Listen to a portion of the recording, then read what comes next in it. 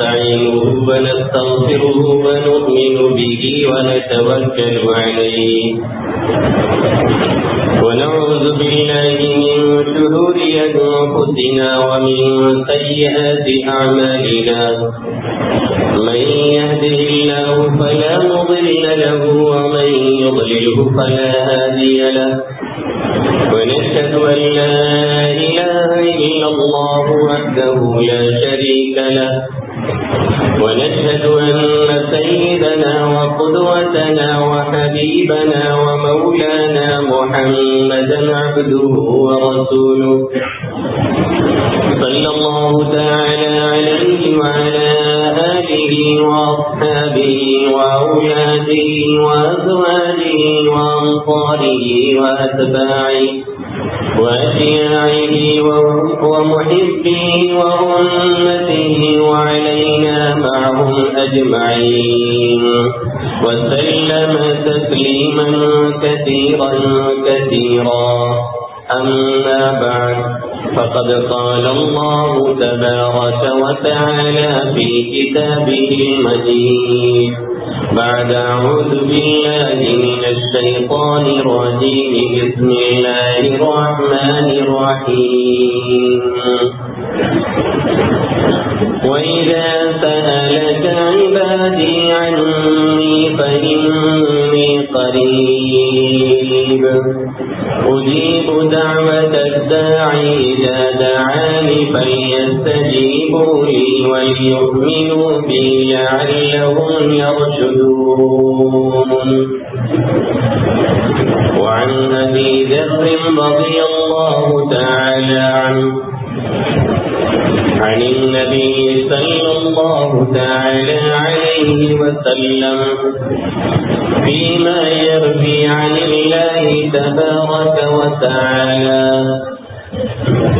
قال الله عز وجل يا عبادي إني حرمت الظلم على نفسي وجعلته بينكم محرما فلا تظالموا يا عبادي كلكم ضال إلا من هديته فاستهدوني أهدكم يا عبادي كلكم جائع إلا من أطعمته فاستطعموني أطعمكم يا عبادي كلكم عاق إلا من كسوته فاستكسوني أكسكم يا عبادي إنكم تخطئون بالليل والنهار وأنا أغفر الذنوب جميعا فاستغفروني أغفر لكم يا عبادي لن تبلغوا ضري فتضروني ولن تبلغوا نفعي فتنفعوني يا عبادي لو أن أولكم وآخركم وإنسكم وجنكم كانوا على أتقى قلب رجل واحد منكم ما زاد ذلك في ملكي شيئا يا عبادي لو أن إنسكم وجنكم وأولكم وآخركم كانوا على أفجر قلب رجل واحد ما نقص من ملكي شيئا يا عبادي لو أن إنسكم وجنكم وأولكم وآخركم قاموا في صعيد واحد فسألوني فأعطيت كل إنسان مسألته ما نقص مما عندي إلا كما ينقص المخيط إذا أدخل البحر يا عبادي إنما هي أعمالكم أحصيها لكم ثم أوفيها إياكم فمن وجد خيرا فليحمد الله ومن وجد غير ذلك فلا يلومن إلا نفسه أو كما قال سيدنا وهادينا محمد صلى الله تعالى عليه وسلم. میرے محترم بزرگوں اور دوستوں، میرے غیور نوجوان ساتھیوں، اور اگر کچھ ماں اور بہنوں تک میری آواز پہنچ رہی ہے تو میری مائیں مقدس پاکیزہ مائیں اور بہنیں، اس وقت میں نے آپ حضرات کے سامنے قرآن مقدس کی ایک آیت کریمہ تلاوت کی ہے، اور اللہ کے حبیب صلی اللہ علیہ وسلم کی ایک حدیث شریف پڑھی ہے جو کچھ طویل حدیث، اور ہم نے برکت کے لیے پوری حدیث ہی پڑھ ڈالی۔ ہم نے کہا کہ الفاظ کی جو برکت ہے وہ ہمیں بھی مل جائے اور حضرات کو بھی مل جائے۔ ایسے تو عموماً پوری حدیثیں سننے کا موقع بھی کم ہی ملتا ہے،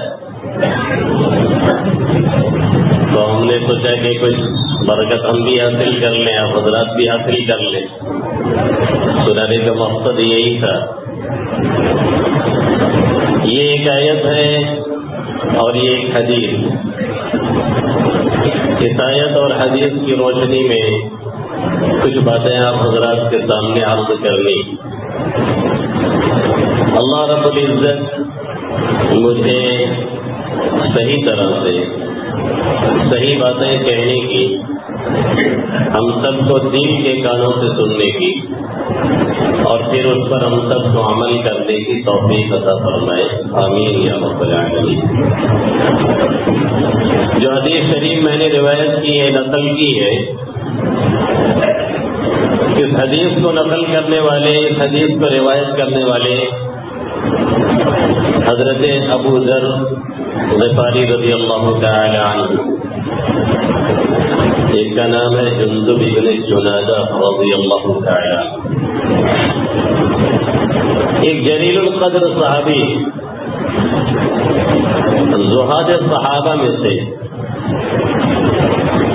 اور بہت ہی اونچے درجے کے صحابی۔ اس سے پہلے بھی ہم نے شاید یہاں پہ عرض کیا ہوگا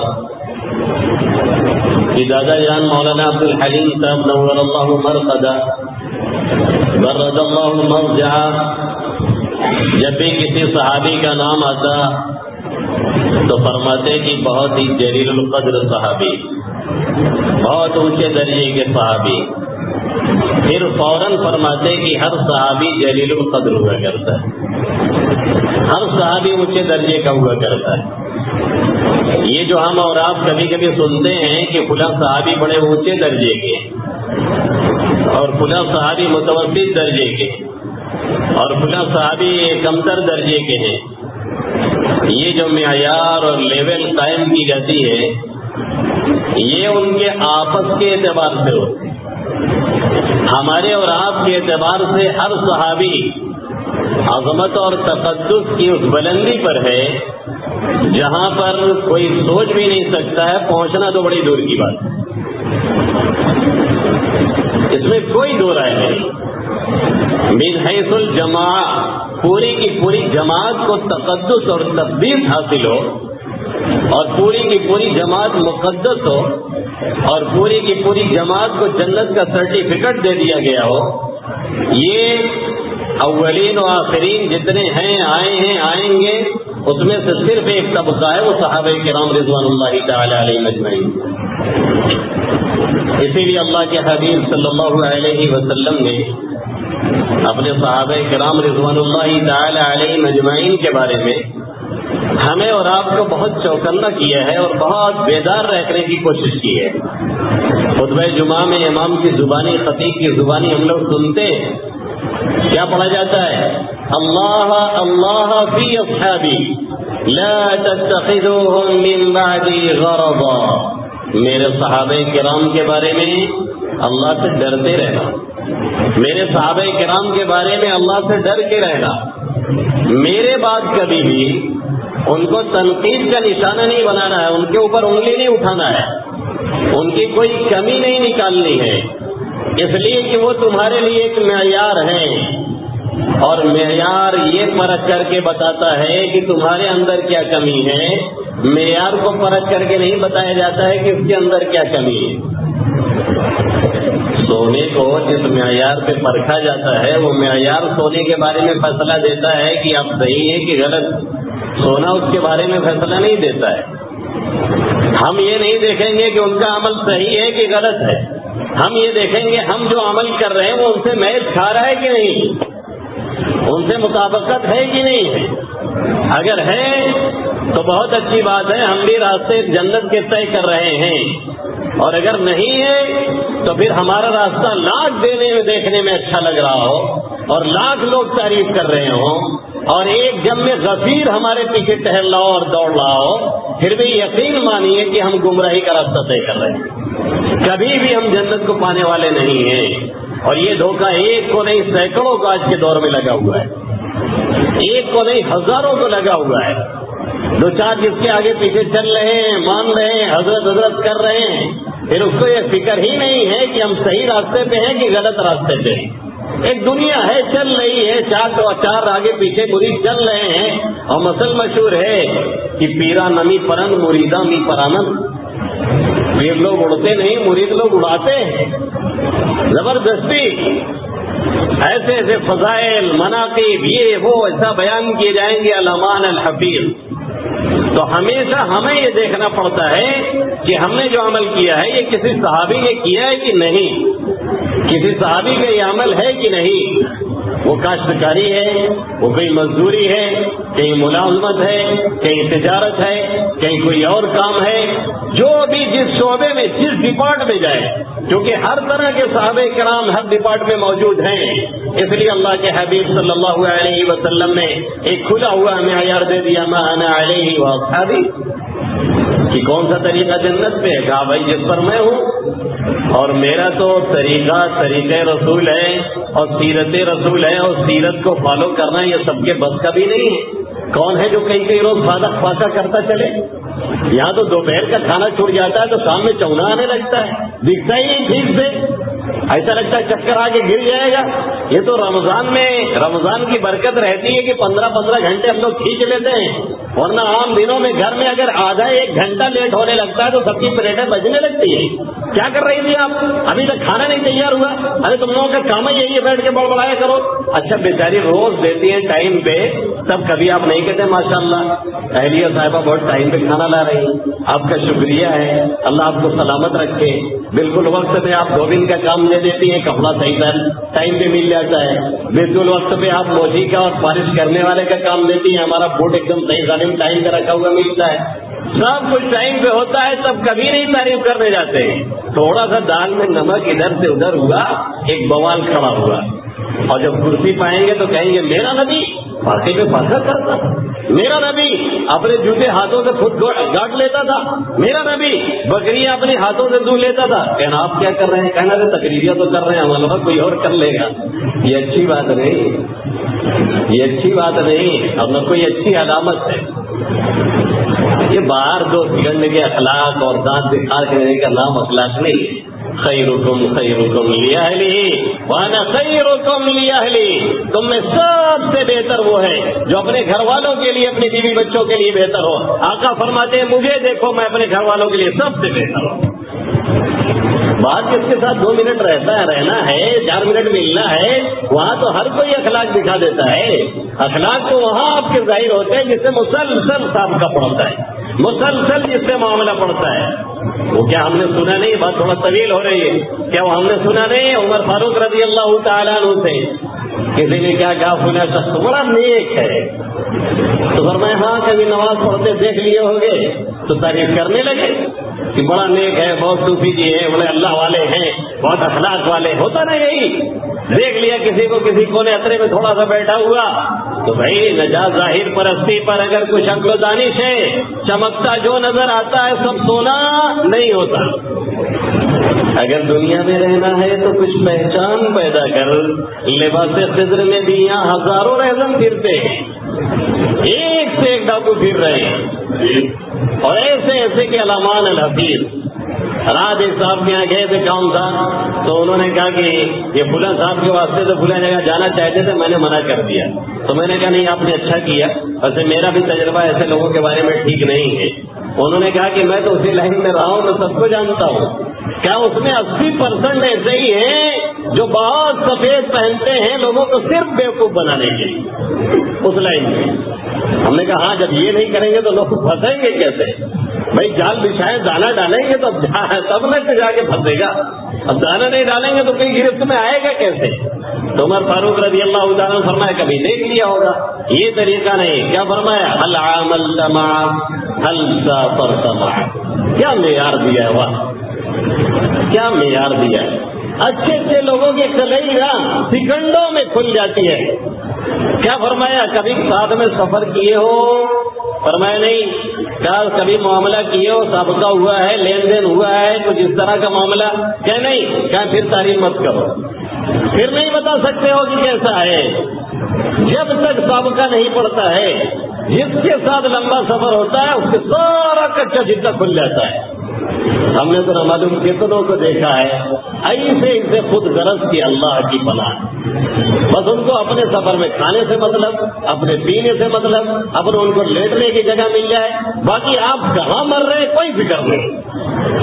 ہم نے دیکھا، خوب قاعدے سے دیکھا. اور جب سفر میں یہ ہوتا ہے لمبے سفر میں تو عمر فاروق رضی اللہ تعالیٰ عنہ کا یہ جملہ فوراً یاد آتا ہے، هل عملت معه هل سافرت معه.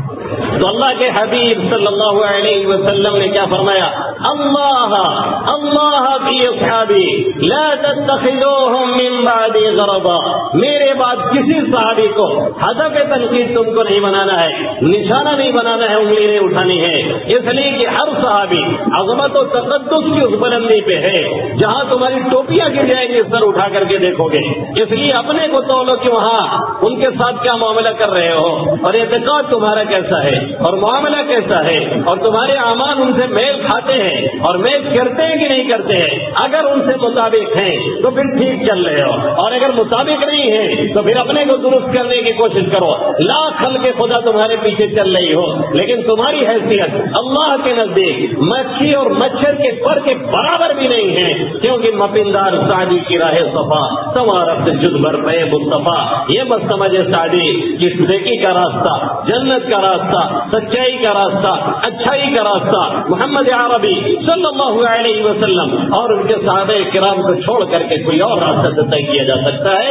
یہ ایک بھول ہے جو لوگوں کو ہو رہی ہے، یہ غلطی ہے جو لوگ کیے جا رہے ہیں. اور معاشرے میں ایسے لوگ ہیں جو زہر کھول رہے ہیں، ہمارے نوجوانوں کے دل و دماغ میں ایسا زہر ڈال رہے ہیں صحابہ کرام کی طرف سے، اسلاف کی طرف سے، ائمہ کرام کی طرف سے، ائمہ مجتہدین کی طرف سے، علماء کرام کی طرف سے، محدثین اعظام کی طرف سے.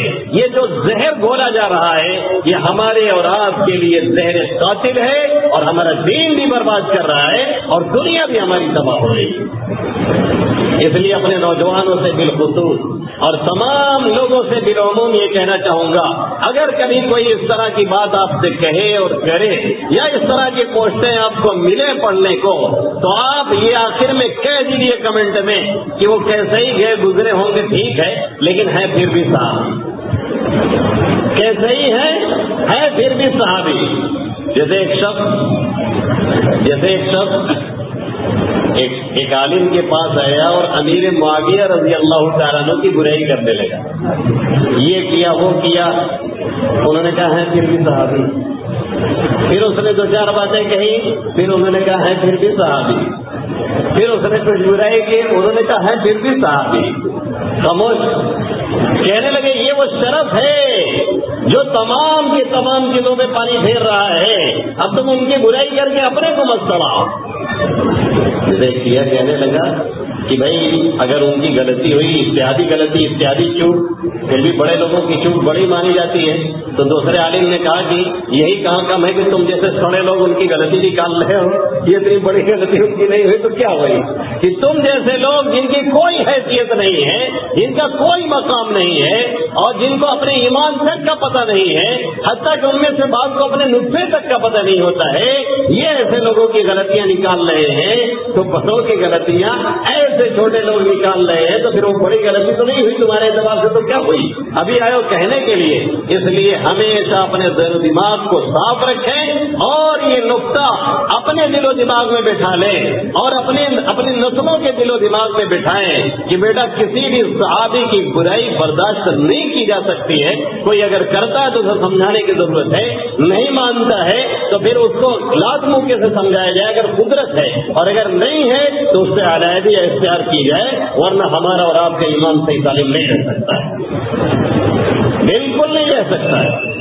وہی ذریعہ ہے جہاں سے ہم کو ایمان ملا ہے، وہی ذریعہ ہے جہاں سے ہم کو قرآن ملا ہے، وہی ذریعہ ہے جہاں سے حدیث ملی ہے، وہی ذریعہ ہے جہاں سے یہ معلوم ہوا ہے کہ آقا کی سنتیں کیا ہیں، وہی ذریعہ ہے جہاں سے یہ معلوم ہوا ہے کہ آقا چلتے کیسے تھے، آقا اٹھتے کیسے تھے، آقا بیٹھتے کیسے تھے، آقا مسکراتے کیسے تھے، آقا کا لوگوں کے ساتھ ملنا کیسا تھا، آقا کی جلوت کیسی تھی، آقا کی خلوت کیسی تھی، تمام کی تمام یہ باتیں وہیں سے سپلائی ہو کر کے آ رہی ہیں، اور آپ اسی پر وار کرنے پہ لگے ہیں، تو پھر آپ کو ملنے والا کیا ہے؟ سمجھ لیجیے کہ ہمارا ایمان اور اسلام متزلزل ہو چکا، کچھ رہ نہیں گیا تھے۔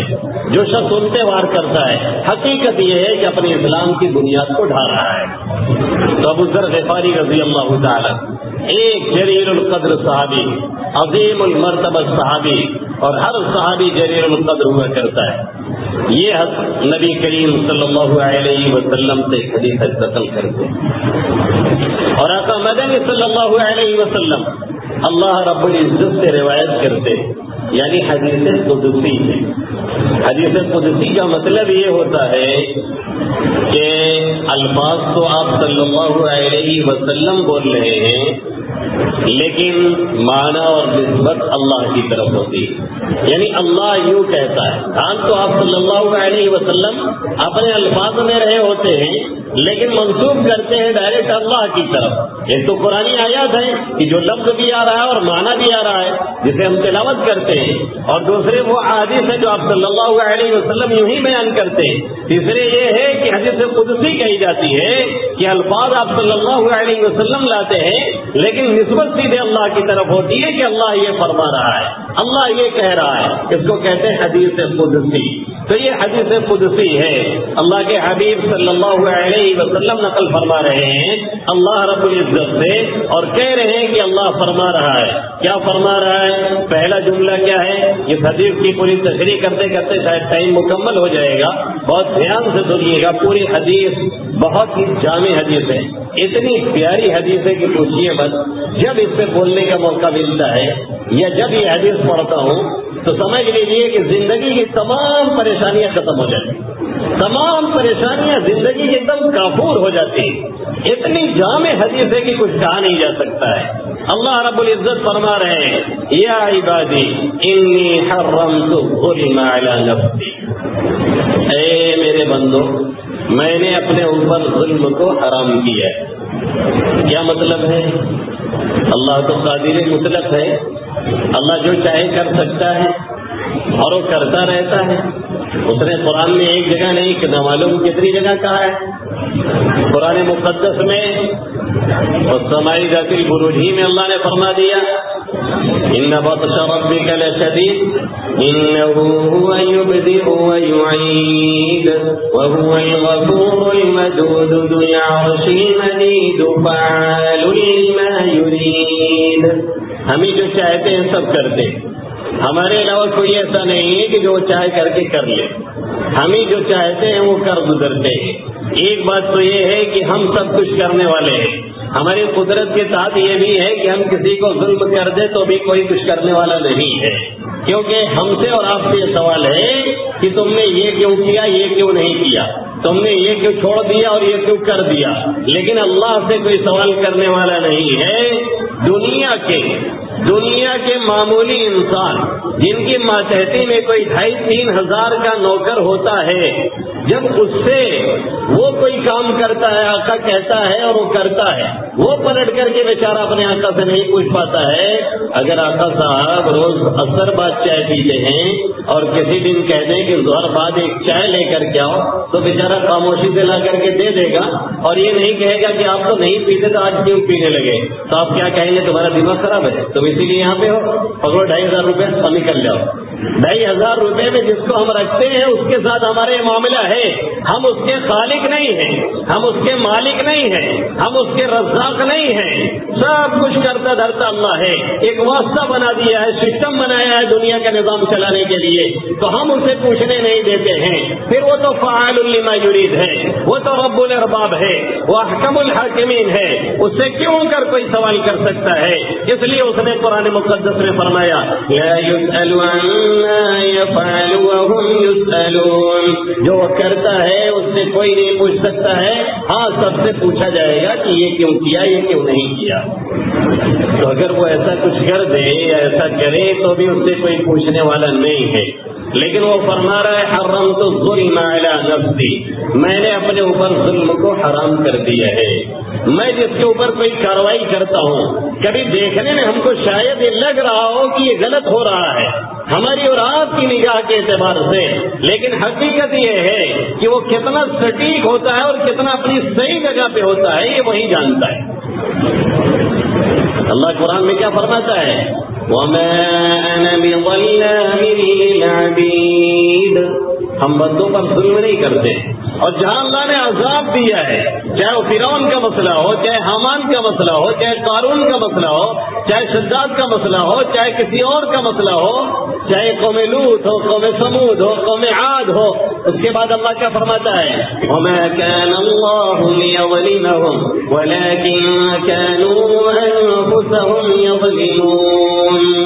اللہ ایسا نہیں کہ لوگوں پر ظلم کرے، لوگ خود اپنی جانوں پر ظلم کرتے ہیں، جو کہا جاتا ہے وہ کرتے نہیں ہیں، جس کی طرف بلایا جاتا ہے اس طرف آتے نہیں ہیں، جس کی دعوت دی جاتی ہے اس کو قبول نہیں کرتے ہیں، نتیجہ یہ نکلتا ہے کہ بغاوت پہ بغاوت کرتے رہتے ہیں، پھر ان کے کالے کرتوت انہیں پکڑنے پر مجبور کرتے ہیں، پھر ان کی گرفت ہوتی ہے ان کے کرتوتوں کی وجہ سے، پھر وہ مجھے کیوں کوستے ہیں، میں کسی پر ظلم نہیں کرتا، میرے مزاج میں یہ بات نہیں ہے، میں نے اپنے اوپر خود اس کو حرام کر رکھا ہے، میں کسی پر ظلم کرنے والا نہیں۔ وَمَا رَبُّكَ بِظَلَّامٍ لِّلْعَبِيدِ، آپ کا رب کسی پر ظلم کرنے والا نہیں ہے۔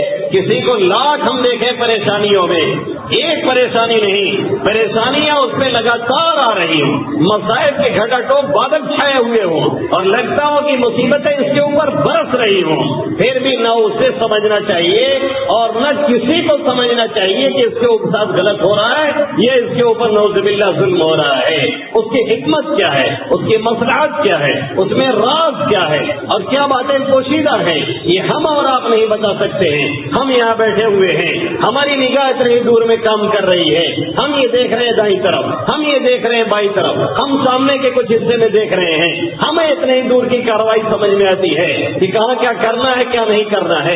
اب جو اس کے اوپر ہے تھوڑا سا، وہ دیکھتا ہے کہ اس گاؤں میں کہاں کیا ہونا ہے کیا نہیں ہونا ہے، جو اور اوپر ہے اور جو سیٹلائٹ سے دیکھ رہے ہیں وہ تیاری کرتے ہیں کہ کہاں کاروائی کرنا ہے کہاں نہیں کرنا ہے، چاہے وہ آپ کے ہندوستان کی سیٹلائٹ ہو اور چاہے امریکہ چاچا اور بابا کی سیٹلائٹ ہو، وہ اپنے اعتبار سے لوگوں کو گورن کرتے ہیں اور وہاں سے دیکھتے ہیں، وہ سمجھتے ہیں کہ کہاں وار کرنا حکمت ہے اور کہاں سے دور ہٹ جانا یہ حکمت ہے۔ پھر جو سب سے اوپر بیٹھا ہوا ہے وہ کیوں نہیں جانے گا کہ مصلحت کیا ہے اور حکمت کیا ہے، وہ سمجھتا ہے کہ یہ کاروائی حق ہے کہ نہیں ہے، وہ جانتا ہے اور اسی اعتبار سے کرتا ہے۔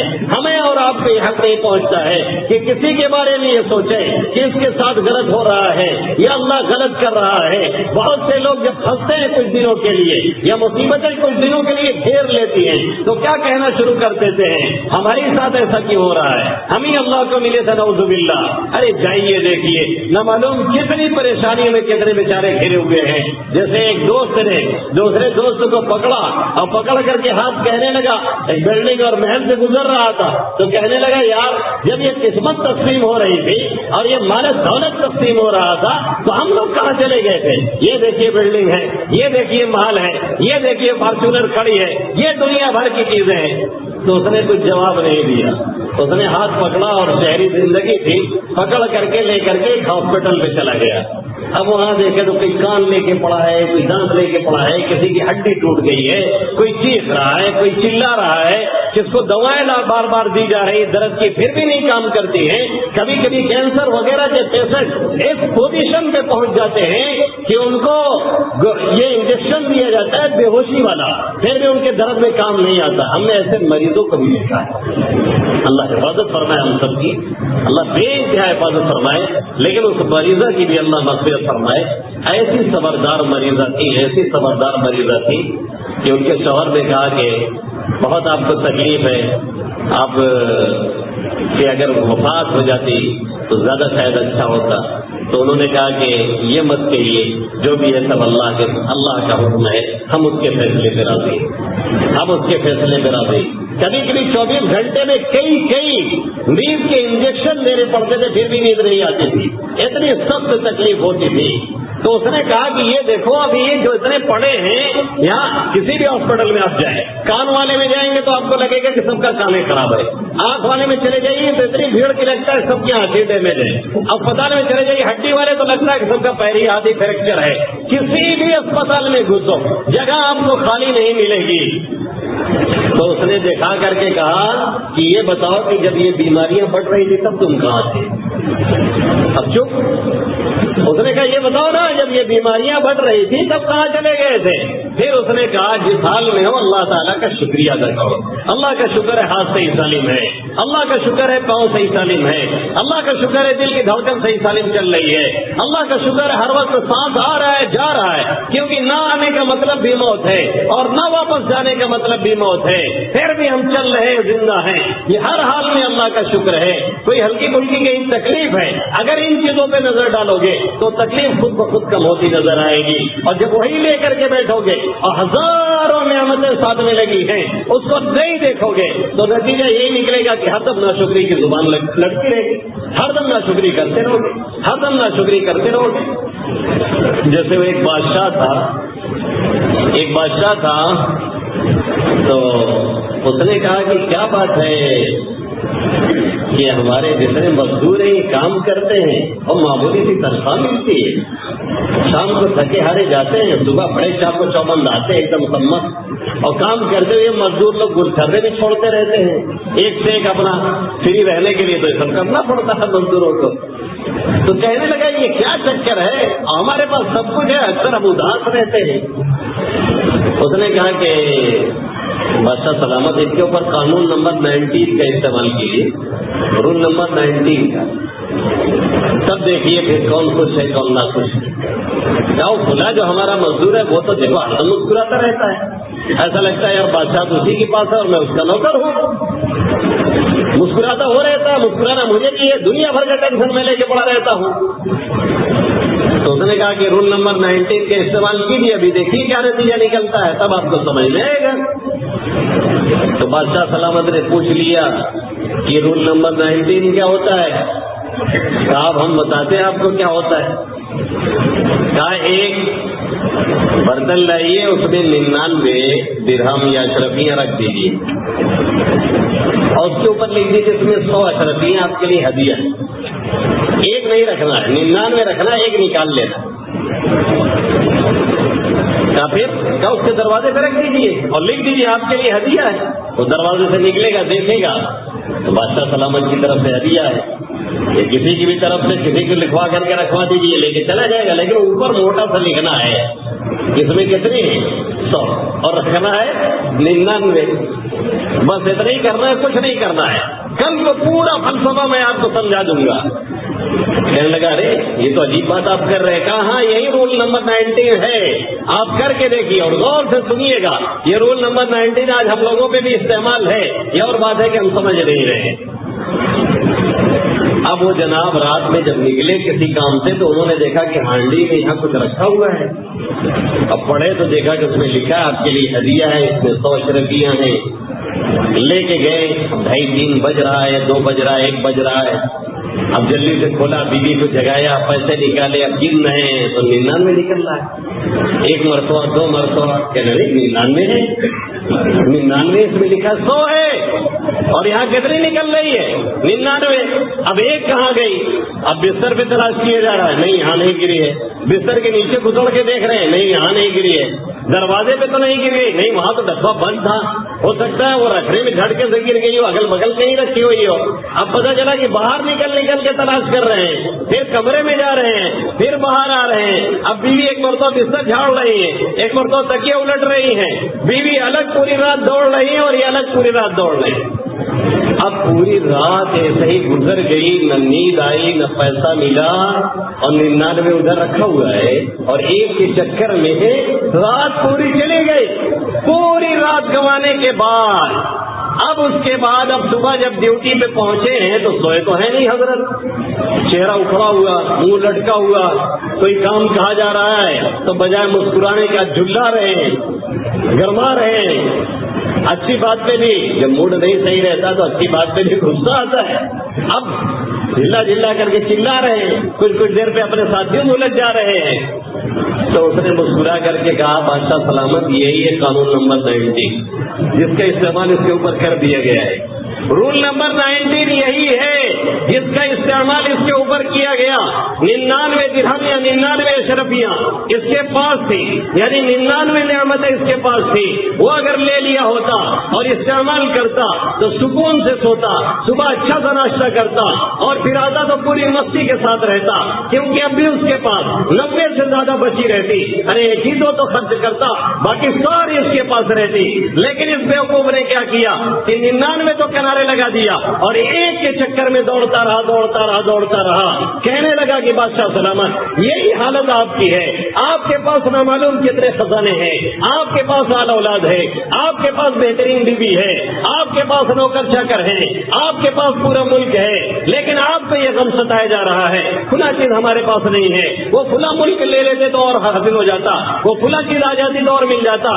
99 چیزیں اللہ نے دے رکھی ہیں، ایک چیز نہیں ملی ہے. اسی کے چکر میں آپ اپنے کو برباد کرتے ہو، جس کی وجہ سے کبھی سکون نہیں ملتا ہے، کبھی اطمینان نہیں ملتا ہے، کبھی راحت نہیں حاصل ہوتی ہے.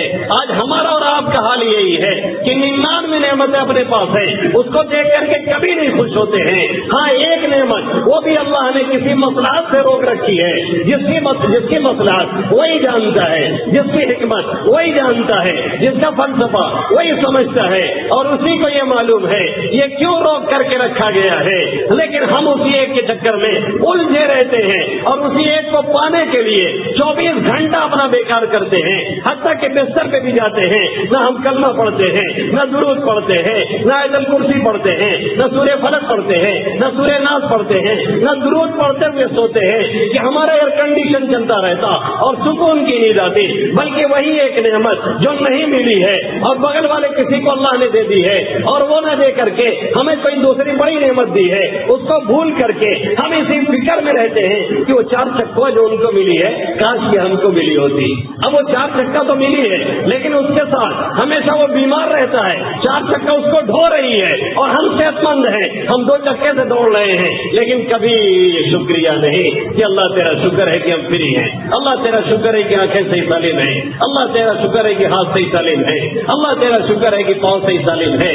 یہ صبر اور شکر جس کے اندر داخل ہو جاتا ہے اس کی پوری لائف بن جاتی ہے، اور جس کے اندر نہیں داخل ہوتا سب کچھ رہنے کے بعد ہمیشہ رول نمبر 19 کے تحت وہ پریشانی کا شکار رہتا ہے. اور ایک نعمت جو اللہ کسی وجہ سے اس سے روکے رکھتا ہے وہ اسی میں پریشان زندگی اپنی گزارتا ہے اور کبھی سکون اطمینان حاصل نہیں کر پاتا ہے. تو اللہ فرما رہا ہے یا عبادی انی حرمت الظلم علی نفسی وجعلته بینکم محرما، میں نے ظلم اپنے اوپر حرام کر لیا ہے. میں کسی کو ستانے والا نہیں ہوں، میں کسی کو تنگ کرنے والا نہیں ہوں. تمہارے دیکھنے میں بھلے ہی لگ رہا ہو کہ اس کے ساتھ کچھ اچھا نہیں ہو رہا ہے، لیکن وہ میں کیوں کر رہا ہوں میں جانتا ہوں. میری حکمت اور مصلحت جانتی ہے وہ کارنامہ کیوں انجام دیا جا رہا ہے. کیا ہم نے اور آپ نے وہ واقعہ نہیں سنا کہ حضرت عیسیٰ علیہ نبی علیہ السلام جا رہے ہیں، اب ایک غریب شخص ہے مل گیا، کہنے لگا کیا کہاں جا رہے ہیں؟ کہ اللہ سے ہم کلامی کرنے جا رہے ہیں. وہی نازل ہوگی، بات ہوگی. کیا جیسا ہے دعا کر دیجیے گا ہم سیٹ ہو جائے، دعا کر دیجیے گا ہم سیٹ ہو جائے. ایک کے دعا تو ہم لوگ کراتے ہیں نا، دعا کر دیجیے ہم سیٹ ہو جائے. عافیت کی دعا تو کوئی نہیں کراتا، خیریت کی دعا تو کوئی نہیں کراتا. دعا کر دیجیے سیٹ ہو جائے. اب پیسہ آ گیا, 4 ڈاکو پیچھے لگے, 3 ملا فون کر ایسا ہے فلاں جگہ میں کھڑا ہوں, 5 لاکھ پہنچاؤ نہیں تو سال میں تمہارا کاؤنٹر ہوگا. اب پتہ چلا کہ ہر دم لیٹرین میں جا رہے ہیں. جب آدمی پہ دباؤ پڑتا ہے تو 10 شروع ہو جاتا ہے, بھاگ رہے ہیں. زندگی ایک دم پلید ہے, ان سے رابطہ, ان سے رابطہ, ادھر رابطہ, اس علاقے کا دادا کون ہے, سب سے بڑا ہیڈ کون ہے, اس کو ڈھونڈ رہے ہیں. یہی سب کرتے کرتے جو سکون تھا وہ بھی برباد کر ڈالا. یہی نہ کرتے ہم لوگ, نہ معلوم کتنی نعمتوں میں ڈوب کر, یہی ہمارا کام ہوتا ہے. اب اس نے کہا, اب گئے دعا کر دیا, نہیں ہم کلامی ہوئی, اس کے بعد جانے لگے. اللہ نے فرمایا کسی نے کچھ کہا تھا, کہاں کہا تھا, دعا کیا, کام ہو گیا. اب لوٹے تو دیکھا کچھ زمانے کے بعد جب واپسی ہو رہی ہے تو دیکھا کہ بیڑی لگی ہوئی ہے, کچھ لوگ گھیرے ہوئے ہیں. کہا رے اس کو کیا ہو گیا, تو وہی ہے فقیر شخص جس نے کہا تھا دعا کے لیے. کہاں اللہ نے اس کو نواز دیا تھا, اور نوازنے کے بعد اس کا ہو گیا دماغ خراب. اس کے بعد اس نے کیا کیا, شراب کباب میں مستی شروع کر دی, اور اسی مستی کے عالم میں ایک شخص کو قتل کر دیا ہے. اب بدلے میں اس کو قتل کیا جائے گا, یہ فیصلہ ہو چکا ہے, اس لیے لوگ اس کے پیچھے کھڑے ہوئے ہیں. آنکھ کی توانگرت نمی گردانت, وہ مصلحت ہے تو ازدو بہتر دانت, جو ذات تمہیں مالدار نہیں بناتی ہے یا کوئی نعمت نہیں دے رہی ہے, وہ تمہاری مصلحت کو تم سے کہیں بہتر جانتی. صبر کیجیے, شکر کیجیے, مانگتے رہیے, کہتے رہیے. نہیں آ رہا ہے تو کوئی ذخیرہ ہو رہا ہے کہیں اور, جس کو اللہ آج نہیں کر دے گا. وجعلتہ بینکم محرما, اللہ فرماتا ہے ہم نے ظلم حرام کیا ہے اور ہم نے تمہارے درمیان بھی اسے حرام کر دیا ہے. فلا تظالموا, لہذا ایک دوسرے پر ظلم نہیں کرنا. تخلقوا باخلاق اللہ, اللہ کے اخلاق کو اختیار کرو. ہم نے جیسے ظلم حرام کیا ہے, ہم ظالم نہیں ہیں, ہم کسی پر ظلم نہیں کرتے ہیں, ایسے ہی تم اپنا مزاج بنا لو کہ کسی کے اوپر کوئی تکلیف نہیں ہونی چاہیے, کسی کو کوئی نقصان نہیں پہنچانا چاہیے, کسی کے لیے کوئی تکلیف کا سبب نہیں بننا ہے. یہ اپنا مزاج بنا کر کے رہو. تمام عمر اسی احتیاط میں گزری کہ آشیاں کسی شاخ چمن پہ بار نہ ہو. ہمیشہ یہ احتیاط چاہیے, ہمیشہ یہ خیال چاہیے کہ اپنی ذات سے ذرہ برابر کسی کو تکلیف نہ پہنچے. جب کسی کو تکلیف پہنچتی ہے تو پھر یہ سمجھ لیجیے کہ کہیں نہ کہیں اس کا بدلہ پھر ہمیں دینا پڑتا ہے. پھر ہم یہ کہتے ہیں ہمارے ساتھ یہ حادثہ کیوں ہو گیا, ہم تو نماز بھی پڑھتے ہیں. ہمارے ساتھ یہ حادثہ کیوں ہو گیا, ہم تو نماز بھی پڑھتے ہیں. نماز پڑھتے ہیں ضرور, لیکن جب اللہ کی مخلوق کو تکلیف پہنچائی جاتی ہے تو پھر اللہ کی رحمت کو بہت جوش آتا ہے, غضب بہت جوش میں مارتا ہے اللہ کا. اللہ کیا فرماتا ہے, الخلق عیال اللہ فاحب الخلق الی اللہ من احسن الی عیالی. پوری کی پوری مخلوق اللہ کے اہل و عیال کی طرح سے ہے, جیسے لوگوں کے بال بچے ہوتے ہیں, بلکہ اس سے کہیں زیادہ اللہ اپنے بندوں سے لگاؤ رکھتا ہے. اللہ فرما رہا ہے لوگوں میں سب سے زیادہ محبوب میرے نزدیک وہ شخص ہے جو میری اہل و عیال کے ساتھ یعنی بندوں کے ساتھ اچھا سے اچھا معاملہ کرے. یہ ہونا چاہیے. یہ ظلم, یہ زیادتی, یہ عدوان, یہ طغیان, یہ سرکشی اور یہ تھوڑی سی حیثیت ملنے کے بعد اپنی حیثیت کو فراموش کر کے انا ولا غیری کے نعرے مانا اور لوگوں کو تنگ کرنا, کبھی کسی نالی کے چکر میں, کبھی کسی راستے کے چکر میں, کبھی کسی اور مسئلے کو لے کر کے, جو ہمارے ہر گاؤں کا مزاج ہوتا جا رہا ہے, ہر علاقے کا مزاج ہوتا جا رہا ہے, ایک ایک مسلم بستی کا جو مزاج بنتا جا رہا ہے. چوراہے پہ ہمارے نوجوان بیٹھے ہیں, گزرنے والے کا مذاق اڑا رہے ہیں, ان کو تنگ کر رہے ہیں. کوئی بوڑھا بیچارہ ٹھیلا جا رہا ہے, لے کر کے چل نہیں پا رہا ہے. اب ہونا تو یہ چاہیے کہ راستے پہ بیٹھے نہیں, اگر بیٹھے تو اللہ کے حبیب صلی اللہ علیہ وسلم نے فرمایا کہ اس کا حق ادا کریں. پوچھا گیا حق کیا ہے, آقا نے فرمایا گزرنے والے کو سلام کرو, کوئی بوجھ لے کے جا رہا اس کا بوجھ اٹھاؤ, اس کا سہارا بنو. لیکن ہمارا نوجوان بیٹھتا ہے, گزرنے والوں کا مزہ لیتا ہے, ان کا استہزاء کرتا ہے, مذاق اڑاتا ہے. کوئی بوڑھا کھیلا جا رہا ہوتا ہے جو بیچارہ ڈگمگا رہا ہے, لگتا ہے کہ اب گر جائے گا, تو ایک دوسرے کو ٹھمکیا کے کہتے ہیں دیکھ دیکھ بوڑھا گرے والا ہے, اور جب وہ گرتا ہے تو سارے پیٹ پیٹ کے ہنستے ہیں. آج تم جوان ہو, کل تم بھی بوڑھے ہو گے, سب کوئی ہنسے گا تو کتنی تکلیف گزرے گی خود سمجھ لو. آج نہیں کل یہ بدلہ تو تمہیں ملنے والا ہے, اور نہیں ملتا ہے تو اللہ یہ دینے والا ہے. اس لیے جعلتہ بینکم محرما, میں نے ظلم کو تمہارے درمیان حرام قرار دیا ہے. کتنے ایسے ہیں معاشرے میں جو نماز بھی پڑھتے ہیں، جو روزہ بھی رکھتے ہیں، جو زکوٰۃ بھی دیتے ہیں، جو صدقہ و خیرات بھی کرتے ہیں، لیکن مزاج اللہ کے بندوں کے ساتھ ان کا اچھا نہیں ہے. نتیجہ یہ نکلتا ہے وہ دوسرے کو پریشان کرنے کے چکر میں ہمیشہ خود پریشان رہتے ہیں. عالم عرب کے ایک جلیل القدر عالم ہے، اب آج کل مان لی جیل میں ہے بیچارے یا باہر ہے، ڈاکٹر محمد عبد الرحمان الحاجی حفظہ اللہ تعالی، ایک زبردست عالم دین ہے. انہوں نے لکھا ہے کہ ہم ایک صاحب سے ملنے گئے، انہوں نے بتایا کہ ہمارے ایک ہاتھ میں آج 10-15 سالوں سے تکلیف ہے، اور اتنی زیادہ تکلیف رہتی ہے کہ نیند کی گولی کھانے کے باوجود بھی ہمیں رات بھر نیند نہیں آتی ہے، کچھ دیر نیند لگتی ہے، اور اس تکلیف کی وجہ سے پھر ہماری نیند اچاٹ ہو جاتی ہے. کچھ سمجھ میں نہیں آتا شیخ کیا کرے. اللہ نے پیسے دیا ہے، اللہ نے دولت دی ہے، اللہ نے بنگلہ دیا ہے، اللہ نے کاریں دی ہے، اے سی وغیرہ سب کچھ لگا ہے، لیکن ان چیزوں سے باڈی کو ٹھنڈا کیا جا سکتا ہے، دل دماغ کو ٹھنڈک وہ دیتا ہے تب ملتی ہے، نہیں تو نہیں ملتی ہے. یہ اس کی عطاؤں میں سے ایک عطا ہے جو اس کے بندوں کے ساتھ اچھا معاملہ کرنے اور اس کے سامنے گڑ گڑانے میں ملتی ہے، ورنہ وہ چھین لیا کرتا ہے. پھر خواب اور گولیاں بھی اپنا کام نہیں کرتی ہیں. تو شیخ سے شکایت کرنے لگے اور کہنے لگے کہ 10-15 سال سے یہی حالت چل رہی ہے. شیخ نے کہا ذرا یہ سوچو کہ کبھی کسی کے ساتھ کوئی غلط تو تم نے نہیں کیا. سوچنے کے بعد کہنے لگے ہاں ایک غلطی تو بہت بڑی ہوئی ہے. کہا کیا؟ کہا ہمیں اپنا بنگلہ بنانا تھا، اور جب کچھ پیسے ہوتے ہیں اور اس طرح سے تعمیر ہوتی ہے تو ہم لوگ روڈ کا حصہ بھی کھینچ لیتے ہیں، سیڑھی لے جا کر کے روڈ پہ نکال دیں گے. اب جو آ رہا ہے بیچارہ وہ بھی پریشان ہے، اور جب خود آتے ہیں تو اپنا بھی پریشان ہوتے ہیں. جب گاڑی لے کے ہم بھی آئیں گے تو ہم بھی تو پریشان ہوں گے. تب بعد میں کہتے ہیں یار غلط ہوا، لیکن اب غلط ہوا تو ناک کٹ جائے گی، شان اونچی رکھنا ہے اس لیے ہٹاتے نہیں ہیں. اور پہلے ہی جب آگے تک چلے ہیں تو پیچھے جائیں کیسے؟ بیک ہونا مشکل ہے، ایک کمرہ توڑنا پڑے گا، پوری دیوار ہٹانی پڑے گی. یہ سب ہر گھر کا حال ہے، ہر معاشرے کا حال ہے، خاص طور سے مسلم معاشرہ اس میں بہت پاس ہے. تو انہوں نے کہا ہاں ایک بات یاد آئی. کہا کیا؟ کہا ہمارے بغل میں ایک بوڑھی صاحبہ رہتی ہیں، ان سے میں نے کہا کہ تھوڑی سی زمین آپ کی یہیں پہ ہے، آپ اس زمین کو فروخت کر دو، میرے بنگلے کا نقشہ بڑا شاندار دکھے گا، لک اچھا ہو جائے گا. لک سب کو دکھتا ہے نا آج کل، لک اچھا ہو جائے گا، دکھے گا بڑا شاندار. اندر چاہے رہنے والوں کے دل انسانوں کے دل نہیں بلکہ حیوانوں کے دل ہو، لیکن لک بہت اچھا دکھنا چاہیے. یہی مزاج میں بنتا جا رہا ہے. تو کہنے لگے لک اچھا ہو جائے گا. تو دادی اماں نے کہا میں نہیں بیچتی. کہنے لگے میں نے دباؤ ڈالا، اس نے دیا نہیں، میں نے زبردستی قبضہ کر لیا، اور میں نے کہا یہ پیسے اگر لینا ہے تو لے لے، اور نہیں لینا ہے تو تیرے بس کا نہیں کہ تو کچھ کر سکتی. تو پیسے والی نہیں کہ بیچاری خاموش بیٹھ گئی، اور میں پیسے والا تھا، میں نے اسے دبا دیا. تو شیخ ڈاکٹر عبد الرحمان الحاجی حفظہ اللہ تعالیٰ نے انہیں سمجھایا اور کہا جا کے دادی اماں سے معافی مانگ، اور گڑ گڑا کر کے پیر پکڑ کے معافی مانگ، اور کہہ دے بیوہ ماں تیری یہ بد دعا کا نتیجہ ہے کہ آج 10 سال سے مجھے نیند نہیں آ رہی ہے، اور مجھے یقین ہے کہ یہی بد دعا کار فرما ہے جس کی وجہ سے میری یہ حالت ہوئی ہے.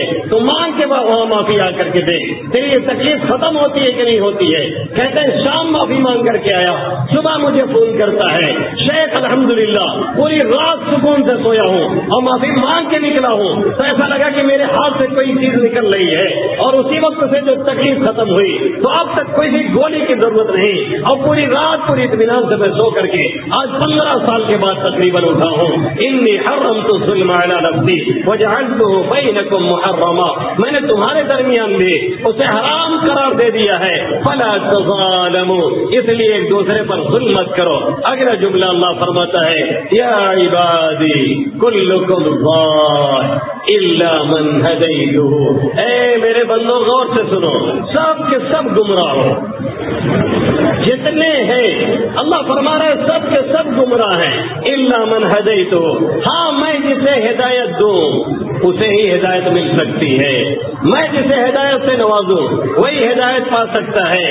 اللہ جسے توفیق نہ دے انسان کے بس کی بات نہیں. فیضان محبت عام تو ہے، عرفان محبت عام نہیں. کھلانا پلانا دینا دنیا دینا یہ تو عام ہے، سب کو دے دیتا ہے اللہ، لیکن دین اسی کو دیتا ہے جسے چاہتا ہے اور محبت کرتا ہے. تو اللہ فرما رہے کلکم ضال، ہر ایک گمراہ ہے الا من ہدیتہ، ہاں میں جسے ہدایت دوں، فاستہدونی اہدکم، اس لیے مجھ سے ہدایت طلب کرو، میں تمہیں ہدایت دوں گا۔ یہی وجہ ہے کہ نمازوں میں ہمیں بار بار سکھایا گیا، بار بار پڑھنے کو بتایا گیا، بار بار کہنے کو کہا گیا۔ امام صاحب کہتے تو ہم آمین کہتے ہیں، اور جب ہم سنت نوافل پڑھتے تو خود پڑھتے ہیں اہدنا الصراط المستقیم، اہدنا الصراط المستقیم، اے اللہ ہمیں صحیح راستہ عطا فرما۔ اور صحیح راستہ صرف دین ہی میں نہیں، دنیا کا کوئی بھی کام ہو، اگر اس میں رب کی طرف سے صحیح رہنمائی نہیں ہے تو کبھی بھی وہ کام صحیح ہونے والا نہیں۔ اور اگر رہنمائی ادھر سے صحیح ہو جاتی ہے اور ہماری تدبیر اس کے ساتھ جا کر کے مل جاتی ہے تو پھر وہ نتیجہ خیز ثابت ہوتی ہے۔ اسی لیے آقا مدنی صلی اللہ علیہ وسلم کی جہاں یہ دعا تھی سورہ فاتحہ کے ساتھ، وہیں الگ سے عام طور پہ آقا مدنی صلی اللہ علیہ وسلم یہ دعا مانگا کرتے تھے، اللہم اہدنی وسددنی، اے اللہ مجھے ہدایت دے اور صحیح راستہ دکھلاتا رہا، صحیح راستہ بتلاتا رہا، ہر چیز میں صحیح راستہ بتلاتا رہا۔ یہ عام طور پہ آقا مدنی صلی اللہ علیہ وسلم اپنی دعاؤں میں جملہ کہا کرتے تھے۔ اسی لیے ہم نے اپنے بزرگان دین کو دیکھا ہے، مفتی شفیع صاحب کا یہی معمول، دادا جان مولانا عبد الحلیم صاحب نور اللہ مرقدہ برد اللہ مرجع کا یہی معمول دیکھا کہ جب ان سے کوئی بات کوئی پوچھتا تو تھوڑی دیر کے لیے سر جھکا لیتے اور اس کے بعد سر اٹھا کر کے پھر جو جواب دیتے عام طور پہ سامنے والے کو وہی کام اچھا لگتا اور وہ کرتا تو اس میں اس کو کامیابی بھی ملتی تھی۔ عام طور پہ یہی حالت لوگوں کی ہوتی تھی، کیونکہ اس وقت میں وہ یہی سر جھکا کر کے اسی دعا کو پڑھتے تھے اور اللہ کی طرف فوراً رجوع ہوتے تھے۔ یہ استخارہ کا چھوٹا طریقہ ہے، ایک طریقہ تو باقاعدہ وضو بناؤ، باقاعدہ نماز پڑھو، باقاعدہ دعا مانگو، لیکن جب ٹائم کم ہے، شارٹ ٹائم ہے، کوئی بات سوچنی اور کہنی ہے اور جلدی میں کرنی ہے، اس کے لیے یہی دعا ہے۔ اگر یہ دعا نہ ہے تو بھی کہہ دیجئے اللہم اہدنا الصراط المستقیم، اے اللہ جو صحیح راستہ اس میں وہ دکھلا دے، وہ بتلا دے۔ آقا مدنی صلی اللہ علیہ وسلم یہ دعا مانگتے اللہم اہدنی وسددنی۔ مفتی شفیع صاحب کا یہی معمول، جب بھی کوئی اس طرح کا کام آتا آپ فرماتے اللہم اہدنی وسددنی، اللہم اغفر لی واغفر لی، اے اللہ میرے لیے جو بہتر ہو وہی اختیار فرما، اسی کو تو میرے لیے چن دے، وہی طریقہ میں لے کر کے چلوں تاکہ کامیابی میرا قدم چومے۔ جب کوئی اللہ سے قدم قدم بھی اس طرح سے مانگتا ہے، ایک تو مانگنے کی وجہ سے کنیکشن اللہ سے اچھا ہوتا ہے، تعلق مضبوط ہوتا ہے، اور دوسرے اللہ کی طرف سے رہنمائی ہوتی ہے، پھر غلط رخ پہ نہیں جاتا ہے، پھر وہ صحیح رخ پہ چلتا ہے، پھر اس کا کام صحیح ہوتا ہے، پھر اس کی رہنمائی صحیح ہوتی ہے، پھر اس کے کاموں میں برکت ہوتی ہے، پھر اس کے رزق میں برکت ہوتی ہے، پھر اس کے معاملات ٹھیک ہوتے ہیں، پھر اس کے اقوال ٹھیک ہوتے ہیں، پھر اس کے اعمال ٹھیک ہوتے ہیں، پھر ایک صحیح راہوں کو وہ چنتا ہوا آگے نکلتا ہے، پھر نہ معلوم کتنوں کو وہی صحیح راستہ دکھانے کا ایک ذریعہ بنتا ہے۔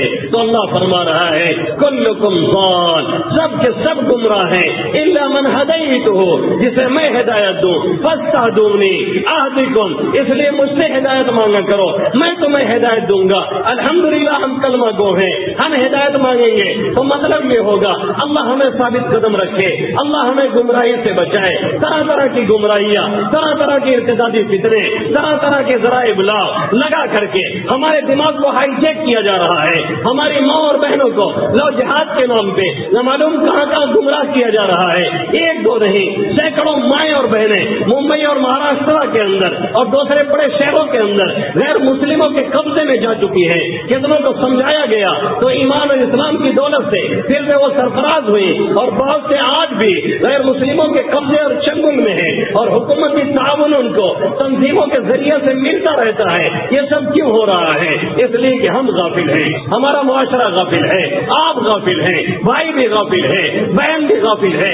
اگر ربا سے کہتے، اللہ سے پکارتے، بار بار فریاد کرتے میرے ربا تو نے ایمان کی دولت دی ہے، تیرا بڑا کرم ہے، اس پر شکریہ ادا کرتے، بار بار کہتے تیرا شکر ہے میرے مولا، دنیا کی جو سب سے بڑی نعمت اگر کوئی ہو سکتی ہے صاحب ایمان کے لیے، ایمان سے بڑھ کر کے کوئی دولت نہیں ہے۔ اگر یہ کہتے میرا مولا تیرا شکر ہے کہ تو نے مجھے ایمان دیا ہے، تو مجھے اس پر ثابت قدم رکھ، یا رب ثبت قلبی علی دینی، یا رب ثبت قلبی علی ایمانی، ایمان پہ ثابت قدم رکھ، دین پہ ثابت قدم رکھ۔ آج یہ دن ہمیں نہ دیکھنا ہوتا، لیکن آج حالت تو یہ ہے، غفلت کی اتنی موٹی چادر ہم اوڑھ لیے ہیں، کہیں کوئی واقعہ گزر جاتا ہے، کہیں کوئی واقعہ ہو جاتا ہے، دو چار وقتی جوشے بھی پہنچتے ہیں ہمارے سامنے آ جاتی ہیں، باقی اس کے بعد عملی لائن سے ہم لوگ غافل ہوتے ہیں۔ کون ہے جو تنہائیوں میں بیٹھ کے ماؤں کے لیے روتا ہو؟ کون ہے جو تنہائیوں میں بیٹھ کے بہنوں کے لیے گڑ گڑاتا ہو؟ کون نوجوان ہے جو 5-10 منٹ کوئی کونا کھوجتا ہو تاکہ رب سے فریاد کرے، میرے ربا میرے بس میں کچھ نہیں ہے، کرنے والا تو ہے، ہدایت تیرے بس میں ہے، راستہ دکھانا تیرا کام ہے۔ میری بہنیں غلط سمت پہ جا رہی ہیں، میں بول نہیں سکتا، میں کہہ نہیں سکتا، میں دخل دوں گا تو ہو سکتا ہے میں مصیبت میں پڑ جاؤں، لیکن تو دخل دے تو لارڈ ہے اور گاڈ ہے، تو سب کچھ کرنے والا ہے، تو منٹوں سیکنڈوں میں دلوں کی کیفیت کو بدل سکتا ہے۔ اس انداز سے جب کہا جائے تو یقیناً ہم بھی محفوظ رہیں گے، ہمارے بیوی بچے بھی محفوظ رہیں گے، اور انشاءاللہ ہمارا مسلم معاشرہ بھی محفوظ رہے گا۔ شرط یہ ہے کہ ہم بھی یہ کرنا سیکھیں، کلکم ضال الا من ہدیتہ فاستہدونی اہدکم، سب کے سب گمراہ ہیں، ہاں میں جسے ہدایت دوں، اس لیے مجھ سے ہدایت مانگو، میں تمہیں ہدایت دوں گا۔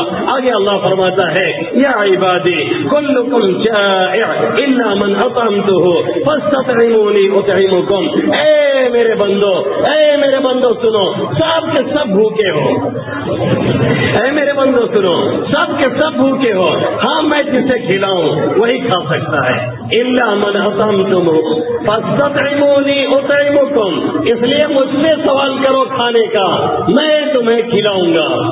اب بہت سے لوگ ایسے ہوں گے جو سوچتے ہوں گے کہ بھائی پک کے رکھا ہوا ہے، کھانا پکا ہوا ہے، ہم نے تو سبزی مرغا کچھ لہے تھا تیار ہے، اور اس کے بعد ابھی یہ بیان ختم ہوئے جا کے کھائیں گے۔ نہ معلوم کتنے ایسے ہیں کہ جن کے کھانے میں بھی لقمے اٹک گئے اور وہی ان کی زندگی کا آخری ہو گیا۔ اللہ کہہ رہا ہے الا من اطعمتہ، جسے میں کھلاؤں وہی کھا سکتا ہے، اس لیے مجھ سے کھانا مانگو، میں کھانا دوں گا۔ مفتی شئیر صاحب نے ایک دعا ہے، اللہم الحمدللہ الذی اطعمنی ھذا الطعام ورزقنیہ من غیر حول منی ولا قوہ، اللہ تیرا کرم ہے جس نے مجھے یہ کھانا دیا اور مجھے یہ کھانا کھلایا بغیر میری طاقت اور قوت کے۔ تو مفتی صاحب نے لکھا یہاں دو جملہ اللہ نے کیوں استعمال کیا، اطعمنی ورزقنی، بظاہر ایک بات ہے رزق دیا اور عطا کیا، تو فرماتے نہیں ایک بات نہیں ہے، دینا اور ہے اور کھلا دینا اور ہے۔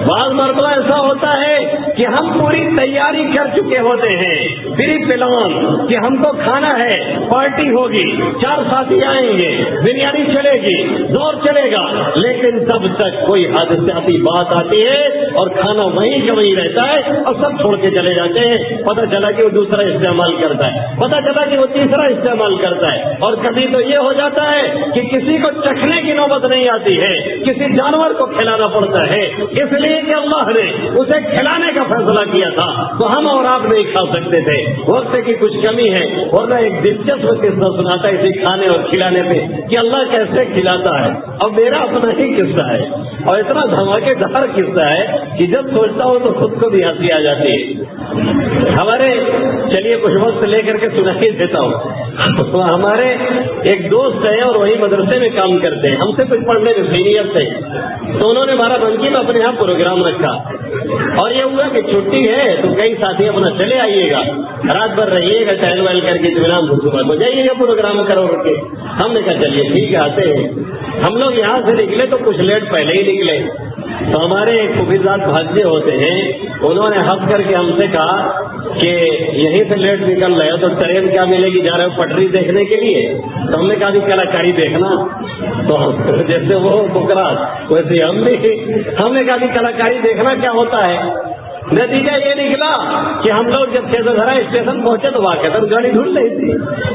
اب ہم لوگوں نے بائک سے ٹرین کا پیچھا کیا، اس کے بعد شاگرد پہنچ کر کے گاڑی جیسے ہی رکی ہم لوگ پلیٹ فارم ٹکٹ وغیرہ بھائی وہی لیے تھے, کود کر کے پہنچے اور دوڑتے دوڑتے سوار ہو گئے. اللہ اللہ خیر صلی اللہ, گاڑی چل گئی, آگے چلتے گئے. ابھی ٹکٹ وکٹ قاعدے سے بن نہیں سکا تھا کیونکہ ایک دم لال سائز تو پہنچے تھے. اور پہنچتے پہنچتے جب ہم لوگ پہنچے ہیں فیض آباد تو پوری لکھنؤ کے بیچ آ گئی چکن کرنے کے لیے اور ہم ہی لوگ پکڑے گئے. اس کے بعد اس میں سینئر ہم ہی تھے, باقی سب جونیئر تھے. ہمارے جتنے بھائی ہوئی تھے سفر والے نہیں کہتے, میری شروعات تھی, میں کچھ سفر اور کیا تھا, کچھ جانکار ہو گیا تھا تھوڑا بہت. تو ہم نے بات کیا, اس نے کہا نہیں فائن لگے گی. میں نے کہا سر فائن کیا کریں گے آپ, اتنی فائن آپ ماریں گے ہم طالب علموں پہ. اس نے کہا نہیں تو پھر جیل چلو. ہم نے کہا یہ تو اور برا ہمارے لیے, آپ لے جا کے فوٹو کھینچ کے اٹھائیں گے مولانا صاحب جیل میں, کہیں ٹکٹ نہ لے رہے. تو میں تو کہہ رہا ہوں آپ ٹکٹ کا پیسہ پورا لو. اس نے کہا تو پوری رسید بنواؤ. میں نے کہا چلو بھائی یہ بھی صحیح ہے. بہر اللہ اللہ خیر اللہ اس کو پورا دیا, چلے گئے. ہم لوگ پروگرام کیا, پھر وہاں سے نکلے. اب وہاں سے نکلے تو جام میں پھنس گئے واپس. اب پھر ٹرین کا ٹائم ہو گیا. ابھی صاحب نے کہا ٹرین نہیں ملے گی. میں نے کہا نہیں ملے گی انشاءاللہ, اب آگے دیکھو کیا ہوتا ہے. بہرحال دوڑتے بھاگتے ہم لوگ پہنچے تو اعلان ہو رہا تھا کہ ٹرین 5 گھنٹے لیٹ. اب وہ گنگا ستلج ادھر والی, گنگا ستلج ادھر والی, کسان ایکسپریس ادھر والی, کسان ایکسپریس ادھر والی, اور اتنا لیٹ کہ دونوں کا ٹائم تقریباً 100 ہو گیا. ہم نے کہا ایسا ہے ہم نماز پڑھ رہے ہیں اور تم لوگ تھوڑا سا جونیئر ہو, کھڑے رہو, ابھی اعلان تو ہوگا ہی, جب آئے گی تو بیٹھ جانا. ہم نماز پڑھنے لگے, ہم تھوڑا ہو گئے بے خیال. اب اس نے اعلان کیا کہ کسان ایکسپریس تھوڑی ہی دیر میں اسٹیشن پر پہنچ رہی ہے. اب جب گاڑی آئی ہم لوگوں نے نہاؤ دیکھا نتاؤ, ان لوگوں نے صرف اعلان سنا, ہم تو نماز پڑھ رہے تھے. ہم نے بھی جلدی 2 رکعت پوری کی اور سلام پھیرا اور آ کر کے اچھا اعلان کرنے والے نے یہ بھی نہیں کہا کہ جو جانے والی ہے وہ آئی ہے کہ جو آنے والی ہے وہ پھیری. یہ ہوا دلچسپ قصہ. ہم کو جس روڈ پہ آنا تھا ادھر والی میں آ کر کے جو جا رہی تھی آگے 12 بنکی سے لکھنؤ اور آگے وہ والی آ گئی. اور اعلان کرنے والے نے اعلان کیا یہ یہاں کا سسٹم کیسا ہو تو جانتے ہی تھے. اب سب لوگ جا کر کے بیٹھ گئے. اب جب بیٹھ گئے تو یہ ہوا کہ جو سامنے والی سیٹ ہے ان سے ہم نے کہا بھیا ہماری سیٹ آپ لوگ چھوڑیے, آپ لوگ قبضہ کیے. اس نے کہا مولانا یہ ہماری سیٹ ہے, ٹکٹ پہ دیکھیے ہمارا نام ہے, ہماری سیٹ ہے, ریزرویشن ہے. ہم نے کہا بھیا ہماری سیٹ ہے. اب اب وہ کہنے لگا نہیں. ہم نے کہا چلیے اچھا آپ لوگ بیٹھے رہے, فیملی سے ہیں, ابھی ٹی ٹی صاحب آتے ہیں تو پھر دیکھتے ہیں. اب گاڑی جب لکھنؤ کے قریب پہنچنے لگی تو ہمارے چچا صاحب بھائی آئے اور ہم تو اوپر بیٹھ گئے. ایک کتاب تھی حلیہ نبی اکرم, مستر حسوری صاحب کی بہت شاندار کتاب ہے حلیہ نبی اکرم نعت نبی صلی اللہ علیہ وسلم پہ. یہ اشعار میں انہوں نے آپ کے شمائل کا ترجمہ کیا ہے. پڑھیے تو آنکھ سے آنسو ضرور گر جائیں گے. ایک دم 100% کہہ رہا ہوں. میں نے تو سینکڑوں بار پڑھا کہ کتنی بار پڑھا اللہ بہتر جانے. دادا رحمۃ اللہ علیہ نے بھی اس کتاب کو بہت پسند کیا, جبکہ وہ شعر شاعری کو پسند نہیں کرتے تھے. انہوں نے لکھا ہے کہ ہر گھر میں رکھنے کے لائق, ہر گھر میں رکھنے کے لائق ہے. تو میں اپنا مطالعہ کرنے لگا, پانی پی کر کے ٹھاٹ سے بیٹھ کے اوپر جیٹ پہ چڑھ کے. اب وہ آئے چچا صاحب بھائی فون کیا ہے. ہم نے کہا خیریت, تو کہنے لگے گاڑی اٹھتی جا رہی ہے. ہم نے کہا یہ کیا ہو گیا, کہ ہم لوگ لکھنؤ پہنچنے والے ہیں, ایک ساتھ تو پوچھ کے آ رہا ہوں. اب وہ جو بیٹھے تھے جن سے میں نے کہا کہ میرا ٹکٹ ہے, سب ہنسے خوب. اس کے بعد ہم لوگ پہنچے. اب ہم نے کہا اب تو اترنا بیکار ہے. ایک ساتھ سے پوچھا, اس نے کہا بس 10 منٹ میں لکھنؤ آ رہا ہے. ہم نے کہا 20 میں کہاں اتریں گے, چلتے ہیں لکھنؤ. پہنچ گئے لکھنؤ. اس کے بعد لکھنؤ اترے, جان بچی لاکھوں پایا, ادھر ادھر کر کے کسی طرح سے اسٹیشن سے باہر نکلے. ہم نے طے کر لیا کہ اب یہاں سے بس پکڑیں گے اور گھر جائیں گے. شام کے 4 بج رہا تھا. ہم نے کہا اب بس پہ بیٹھا جائے. بس کے قریب پہنچے تو دیکھا ہمارا ایک شاگرد اعظم گڑھ کا بس پکڑے کھڑا ہے. تو اس نے سلام کیا, کہا مولانا خیریت, تو یہاں کہاں. ہم نے کہا بس یہی دھماکہ ہو گیا ہے, کہیں سے کہیں چلے آئے ہیں اور تم یہاں ملنے والے تھے اس لیے ادھر چلے آئے ہیں, چلو ساتھ میں چلتے ہیں. وہ بھی گاڑی میں بیٹھ گیا اور گاڑی بھی ایسی کہ بس الامان الحفیظ, ہارن کے علاوہ سب کچھ بج رہا تھا. ہارن کے علاوہ اس کا سب کچھ بج رہا تھا. اور کبھی کبھی جب وہ ایمرجنسی میں بریک لیتا تھا تو پیچھے والی گدی آ کر کے ہم لوگوں کو سر پہ رکھا جاتی تھی. اور باہر سے وہ اتنی بیسٹ دکھ رہی تھی, ہم نے سمجھا بہت ٹھیک ٹھاک ہے, بیٹھ گئے. اور بیٹھنے کے بعد تب آواز کھلا جب چلی. بھائی جب آدمی بولتا ہے تب آواز سنتا ہے. چلتے چلتے ایک جگہ عصر کے قریب، عصر تھوڑی سی لیٹ ہونے لگی اور مغرب کا قریب ہونے لگا وقت، کہیں کوئی جگہ نہیں مل رہی ہے. ہم نے کہا دیکھو ہم تو باوجود اور نماز تو ہمیں پڑھنا ہی کچھ بھی ہو جائے. ہم نے تو لکھنؤ کے سفر میں بسیں میں پڑھ لی ہے کتنی مرتبہ، آج تو ہم پڑھ کر کے رہیں گے. سب نے کہا کہاں پڑھو گے؟ میں نے کہا بہت سی جگہ ہے. ان الارض للہ، ساری زمینیں اللہ کی، آپ پڑھنے پہ آؤ دیکھو کہیں نہیں جگہ ملتی ہے. ایک یہاں اس نے روکا، ہم نے کہا یہاں ہم کو نماز پڑھنی ہے. اس نے کہا آ جاؤ مولانا صاحب یہ ڈھابا ہے سائڈ پہ، آپ یہاں پڑھ لیجیے کوئی دقت نہیں. غیر مسلم تھے سب، لیکن جب پڑھنے پہ آؤ تو اکثر غیر مسلم جگہ دیتے ہیں. آج بھی یہ تجربے کی بات میں بتا رہا ہوں. ہم کو ٹرین میں مسلمانوں نے تو ٹوکا، اب کس مسلک کے تھے یہ تو مناسب نہیں چھڑ رہا، لیکن انہوں نے تو ٹوکا اور منع کیا اور کہا گدی پڑھ لیجیے، بیچ میں کہاں پڑھ رہے ہیں یہ وہ. لیکن غیر مسلموں نے کبھی نہیں منع کیا، بلکہ جب ہم کھڑے ہوئے پڑھنے کے لیے تو انہوں نے کہا آئیے آئیے عبادت کر لیجیے. سکھوں نے کتنی مرتبہ ملاقات ہوئی اور نماز پڑھنے کے لیے ہم کھڑے ہوئے تو سب سیٹ چھوڑ کر کے کنارے لگ گئے، کہنے لگے اطمینان سے پڑھیے، ہمیں بھی تھوڑا پن ملے گا، تھوڑا ثواب ہمیں بھی ملے گا. یہ کہہ کر کے وہ ہٹ گئے. خوب تجربہ ہمارا. بہرحال اب اس کے بعد نماز پڑھ کر کے یہ ہوا کہ یار اب بہت دیر ہو گئی ہے، کچھ کھایا پیا جائے. تو مجھے شاگرد صاحب نے ناشتہ تھوڑا بنا کر کے دیا تھا. ہم لوگوں نے رکھا تھا. اصل جو سنانا ہے کہ اللہ جسے کھلانا چاہے وہی کھا سکتا ہے، نہیں کھلائے گا تو نہیں کھا سکتے ہو، اور کھلانے پہ آ جائے گا تو تم سے کیا کیا کروائے گا وہ سنو. اب اس کے بعد جب ہم نے ناشتے دان کھولا تو ہم لوگ 4 لوگ اور اس میں رسگلہ 5 رکھا ہوا تھا، اور 5واں وہی لڑکا تھا جو اعظم گڑھ والا ساتھ میں آیا تھا. ہم نے رسگلہ دیکھ کر کے اس لڑکے سے کہا سکلین سے کہ میں سکلین، کہنے لگا ہاں مجھ صاحب. ہم نے کہا یہ رسگلہ تمہارے لیے رکھا گیا تھا اور یہ بنا 12 بنکی میں اور آیا مولوی شاکر صاحب کے گھر پہ اور کھلانا تھا اللہ کو تجھے. اگر وہ ٹرین ہمیں ملی ہوتی اور ڈائریکٹ ہم گھر جاتے تو یہ ایک رسگلہ اور 2-4 لقمہ جو تیرا لکھا ہوا تھا یہ کبھی بھی تیرے منہ میں نہ جاتا.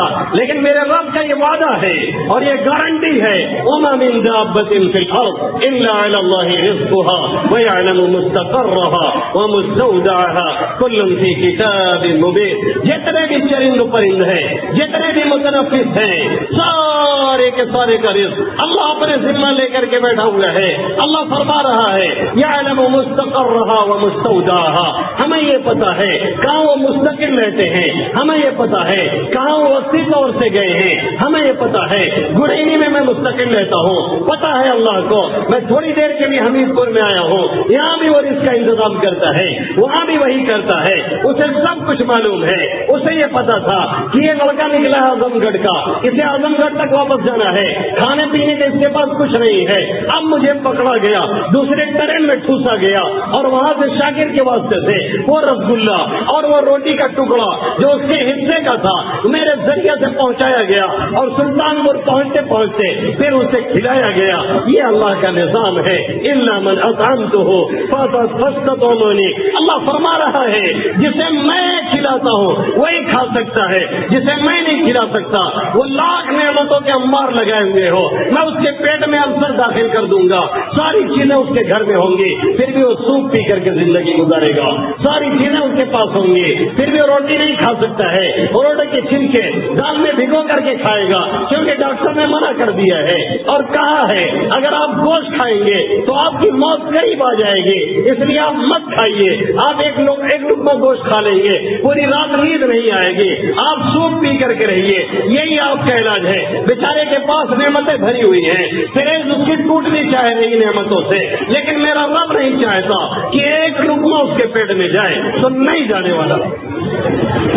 شیخ سچی عثمانی حفظ اللہ تعالی یہ فرماتے ہیں کہ میں ایک مرتبہ عمرہ کرنے جا رہا تھا اور عمرہ کرنے کے لیے نکلا تو میرے سیٹ پہ پیچھے والے میں ایک صاحب سے ملاقات ہوئی، پیسے والے بڑے آدمی، سلام کلام خیر خیریت. اس کے بعد ہوتا ہی یہی ہے کہ تعارف کے بعد کچھ باتیں شروع ہو جاتی ہیں. کہتے ہیں میں نے ان سے کہا آپ سب کچھ سیٹ کرا چکے ہیں، بک ہو گیا ہے روم؟ تو کہنے لگے کہ ارے کیا بک کرانا، پیسے ہیں وہاں جائیں گے پیسے پھینکیں گے کام ہو جائے گا، یہ ہو جائے گا وہ ہو جائے گا. اکثر لوگوں کے دو چار کو چھوڑ کر کے اکثر لوگوں کے جب تھوڑا پیسے آ جاتے ہیں تو عام طور پہ قابو میں نہیں رہتے. ایک تلخ حقیقت ہے. اور یہ کن کے ساتھ ہوتا ہے؟ جو ہلکے لوگ ہوتے ہیں, کم ظرف لوگ ہوتے ہیں. اس سے ایک چھوٹا سا چٹکلا اور بہت چھوٹا سا چٹکلا سناؤ. ایک مرتبہ ایک ڈائمنڈ کا کاروباری تھا, ہیرے کا کاروبار کرتا تھا, ہیرے بیچتا تھا, رکھتا تھا گھر میں. ایک چوہا آیا, ایک بڑا ہیرا نکل کے بھاگ گیا. ایک بڑا سا ہیرا گھونٹ لیا اور چلا گیا. اس نے اس چوہا پکڑنے والوں کو بلایا, مسار وغیرہ ہوتے ہیں نا, ان لوگوں کو بلایا, کہا یار ایسے سے حادثہ ہو گیا ہے, ایک میرا ہیرا لے کے چلا گیا, لاکھوں کی اس کی قیمت ہے, تو کیسے ملے گا؟ تو اس نے کہا بتاؤ کدھر گیا ہے؟ اس نے کہا یہ جھاڑی میں ہے, جاؤ دیکھو. اس نے دیکھا تو اس میں سینکڑوں چوہے دوڑ رہے ہیں. تو جو ہیرے کا مالک تھا اس نے کہا ارے یار اس میں تو سینکڑوں چوہے دوڑ رہے ہیں, تم پکڑو گے کہاں سے, کون پتہ کیسے چلے گا؟ اس نے کہا فکر مت کرو, میں پکڑ کے لاتا ہوں 1 منٹ میں, کوئی ٹینشن نہیں لینے والی بات ہے, 1 منٹ میں پکڑ کے لے کے آؤں گا. کہا ارے ایسا کیسا؟ کہا ابھی دیکھو نا, گیا پکڑ کر کے لے کر کے آیا ایک چوہا کو. کہا اسی کا پیٹ چیرو تو ابھی سمجھ میں آئے گا ہیرا نکلتا ہے کہ نہیں نکلتا. اس کا پیٹ پھاڑا گیا تو اس میں سے ہیرا نکلا. تو ہیرے مالک نے کہا یار بڑی خوشی تو ہیرا مل گیا, لیکن اس سے زیادہ تعجب کی بات یہ ہے کہ تم نے کیسے سمجھ لیا کہ ہیروا اسی نے گھونٹا ہے؟ کہا جب میں وہاں بھیڑ میں گیا چوہوں کی تو اس کو دیکھا کہ یہ کمینہ الگ نہ کھلائے بیٹھا ہوا تھا. تو جو کمزور لوگ ہوتے ہیں, ہلکے دماغ کے ہوتے ہیں, 2 پیسہ پا جاتے ہیں, اپنی قوم سے کٹ کے دم تنے بیٹھے رہتے ہیں. تو میں سمجھ گیا یہی ہے, پکڑ کر کے لایا, پیٹ چیر دیا گیا, دماغ ٹھنڈا ہو گیا. تو ایسے پیٹ نہیں چروانا چاہیے. اگر اللہ دے تو اس کا شکریہ ادا کرنا چاہیے, اللہ دے تو اور جھکنا چاہیے. جس دار میں جتنے میوے لگتے ہیں, جتنے پھل لگتے ہیں, اتنی اور جھکتی ہے, عورتیں جھکتی ہے. ہمارے 2 پیسے آئے نہیں, ذرا سا قدرت نے کیا نوازا کہ آ کے بیٹھے ہیں پہلے سب میں, ابھی تو اڑنے لگے فضا میں, ابھی تو شہرت نہیں ہے. جو خاندانی رئیس ہیں وہ نرم رکھتے ہیں مزاج اپنا, اور تمہارا لہجہ بتا رہا ہے تمہاری دولت نہیں رہی. تو کہنے لگے ہمارے پاس پیسے ہیں, وہاں ہوٹل بک کرا لیں گے, یہ کر دیں گے, وہ کر دیں گے. تو شیخ سکی صاحب کہنے لگے میں سمجھ گیا کہ ابھی ان کو پیسے کا کچھ نشہ ہے, اس لیے کچھ کہو مت, جانے دو. کچھ بولا نہیں, دوسری بات شروع کر دیا. پہنچ گئے, رمضان کا مہینہ تھا, عمرہ ہوا. عمرہ کے بعد کہنے لگے ایک روز میں گزر رہا تھا تیزی سے حرم شریف سے باہر, ان کو دیکھا بڑے میاں کے ایک ہوٹل کے پاس سیڑھی میں وہیں موڑی لٹکائے ہوئے, سر پکڑے ہوئے بیٹھے ہیں. وہی سیٹ صاحب جو ہیروا گھوٹ لیے تھے وہی ایک جگہ بیٹھے ہوئے ہیں. تو میں نے کہا السلام علیکم. کہنے لگے وعلیکم السلام. میں نے کہا ارے خیریت تو ہے؟ کہنے لگے ارے سر صاحب کیا خیریت؟ میں نے کہا ارے خیریت تو کیا ہو گیا آپ کو؟ کہنے لگے ارے کیا ہو گیا, بغیر شہری کا روزہ ہوں. میں نے کہا بغیر شہری کا آپ روزہ ہے؟ کہنے لگے ہاں یار بغیر شہری کا روزہ ہوں. تو میں نے کہا ارے وہ پیسہ کیا ہوا آپ کا؟ آپ کہہ رہے تھے پیسہ ہے, ہوٹل ہے, بک کرا لوں گا, یہ ہے وہ ہے. کہنے لگے ارے آج کیا بتاؤں, دیر سے نیند کھلی, صبح تہجد میں, اس کے بعد نکلا جلدی سے پیسے ویسے لے کر کے, ہوٹل پہ آیا تو یہاں ہوٹل والے نے کہا کھانا ختم. دوسرے ہوٹل پہ گیا, دوسرے شٹر گرا دیا, کہا اب نہیں ملتا ہے. تیسرے پہ گیا, دوسرے کہا کہ یہاں کچھ نہیں, یہاں کہاں چلے آئے ہو. چوتھے پہ گیا تو ازان ہونے لگی, اس کے بعد کھایا ہی نہیں. اب کیا کرتا, بغیر شہری کا مجبوراً روزہ ہوں. حالت پنکچر ہو گئی یار یہاں عرب کی گرمی میں. تو شیخ سکی نے کہا تو آپ تو کہہ رہے تھے کہ پیسہ سب کام ہو جائے گا, اب کیا ہوگا؟ کہاں آپ سمجھ میں آ گیا, اب سمجھ میں آ گیا. یا عبادی کلکم جائع الا من اطعمتہ, اے میرے سارے بندو سنو, سب کے سب بھوکے ہو, جسے میں کھلاؤں وہی کھا سکتا ہے, اس لیے مجھ سے مانگا کرو. بھوک لگے مجھ سے مانگو, پیاس لگے مجھ سے مانگو, کپڑے کی ضرورت ہو مجھ سے مانگو, مکان کی ضرورت ہو مجھ سے مانگو. بار بار مانگو گے, مانگو گے میرے سے عادت بنے گی, ایک تعلق ہوگا, میں تمہیں نوازوں گا جیسا مناسب سمجھوں گا. فاستطعمونی اطعمکم یا عبادی کلکم عار, اے میرے بندو سب کے سب ننگے ہو, الا من کسوت ہو, ہاں میں جسے پہنا ہوں. فاستکسونی, اس لیے لباس مجھ سے مانگو. بنتا کہیں ہے, تیار کہیں ہوتا ہے, بنائی کہیں ہوتی ہے, کڑھائی کہیں ہوتی ہے, سیلنگ کہیں ہوتی ہے, مارکیٹ کہیں لگتا ہے, پھر وہاں سے چھینا جاتا ہے اور وہاں سے کھینچا جاتا ہے, پھر لایا جاتا ہے, پھر ایک سپورٹ اور امپورٹ ہوتا ہے, پھر اس کے بعد دکان والا لیتا ہے, دکان پہ ہم جاتے ہیں, والد جاتے ہیں, پھر وہ پیسے سے خریدتے ہیں, پھر وہاں سے ٹیلر کے پاس آتا ہے, پھر وہ سلائی کرتا ہے, پھر کتنے ہاتھوں میں لگنے کے بعد یہ ہمارے پاس پہنچتا ہے. اس کارخانے عالم کو اور اس نظام عالم کو آخر کون چلا رہا ہے, آخر کون پہنچا رہا ہے, آخر کون من کسوتہ، ہاں میں جسے پہناؤں وہی پہن سکتا ہے. فاستفتونی، مجھ سے مانگو میں تمہیں عطا کروں گا. اس کے بعد اللہ فرماتا ہے لم تبلغوا ضرری فتضرونی. سنو، کان کھول کر کے سنو، سنے میرے مائیں، سنے میرے بہنیں، سنے میرے گارجین، سنے میرے پیرنٹ، سنے میرے ینگ بلنٹ. اگر میرے لوگ مل کر کے ساری دنیا کے لوگ مجھے نقصان پہنچانا چاہے، اللہ فرماتا ہے تم مجھے پا ہی نہیں سکتے ہو. نقصان کہاں سے پہنچاؤ گے؟ دانت پیستے رہو، گالی دیتے رہو، برا بھلا کہتے رہو، برائیاں کرتے رہو، میری صحت سے کوئی فرق پڑنے والا نہیں. کل بھی میں شہنشاہ، آج بھی میں شہنشاہ، آئندہ بھی میں وہی رہوں گا. لن تبلغوا ضرری فتضرونی. تم مجھے نقصان پہنچانا چاہو، نقصان نہیں پہنچا سکتے ہو. تم مجھے نفع پہنچانا چاہو، لن تنفعوا نفعی. تم مجھے نقصان پہنچاؤ گے، تم نہیں پہنچا سکتے. نفع پہنچانا چاہو تو بھی نہیں پہنچا سکتے ہو. میں اس سے کہیں بڑے ہوں، میں اس سے کہیں بالا تر ہوں. تمہارے نفع نقصان کا میں کوئی محتاج نہیں ہوں. تمہارا ہاتھ مجھے نہیں پا سکتا ہے. میں چاہوں تو سیکنڈوں میں تمہاری روح لے کر کے کہیں اور پہنچا دو. اس لیے صاف سن لو، لو ان انسکم وجنکم واولکم وآخرکم كانوا اتقى على قلب رجل واحد منکم. اگر تمہارے انسان، اگر تمہارے جنات، اگر تمہارے اولین، اگر تمہارے آخرین، جتنے دنیا میں جنات و انسان آئے ہیں، جتنے آج موجود ہیں، 7 ارب 8 ارب 9 ارب 10 ارب جناتوں کو ملا کر کے جتنے ارب ارب موجود ہیں، اور جتنے آ چکے ہیں اور جتنے ابھی فیوچر میں آئیں گے، سب مل کر کے ایک متقی شخص کے دل پر ہو جائیں، یعنی سب پرہیزگار ہو جائیں. اور وہ بھی پرہیزگار کیسے؟ جو دنیا کا سب سے بڑا پرہیزگار ہو.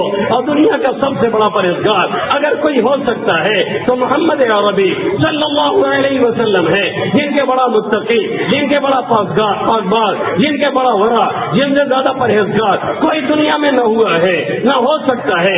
اللہ فرما رہا ہے تمہارے پہلے کے، تمہارے بعد کے، تمہارے انسان، تمہارے جنات سب مل کر کے یہ دنیا کے سب سے بڑے متقی شخص کے دل پر اتر آئے، یعنی سب متقی بن جائیں، سب اللہ اللہ کہیں. کوئی سجدہ میں پڑا ہو، کوئی رکوع میں ہو، کوئی قیام میں لگا ہو، کوئی تلاوت کر رہا ہو، کوئی اللہ اللہ کر رہا ہو، کوئی ہر وقت 24 گھنٹے میری عبادت ہی میں لگا ہو. دنیا کے سب سے متقی شخص محمد عربی صلی اللہ علیہ وسلم کے دل کے مطابق سب کا دل بن جائے. ما زاد ذالک فی ملکی شیئا.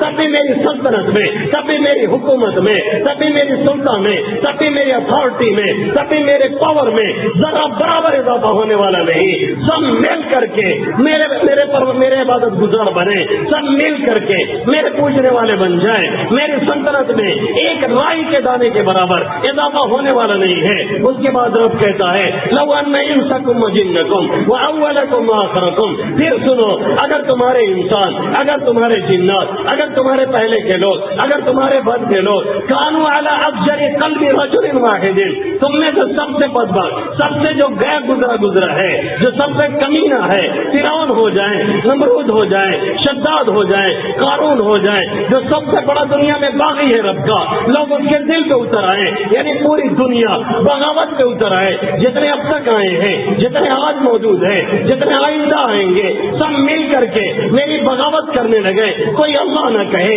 کوئی لا الہ الا اللہ نہ کہے، کوئی سبحان اللہ نہ کہے، کوئی الحمدللہ نہ کہے.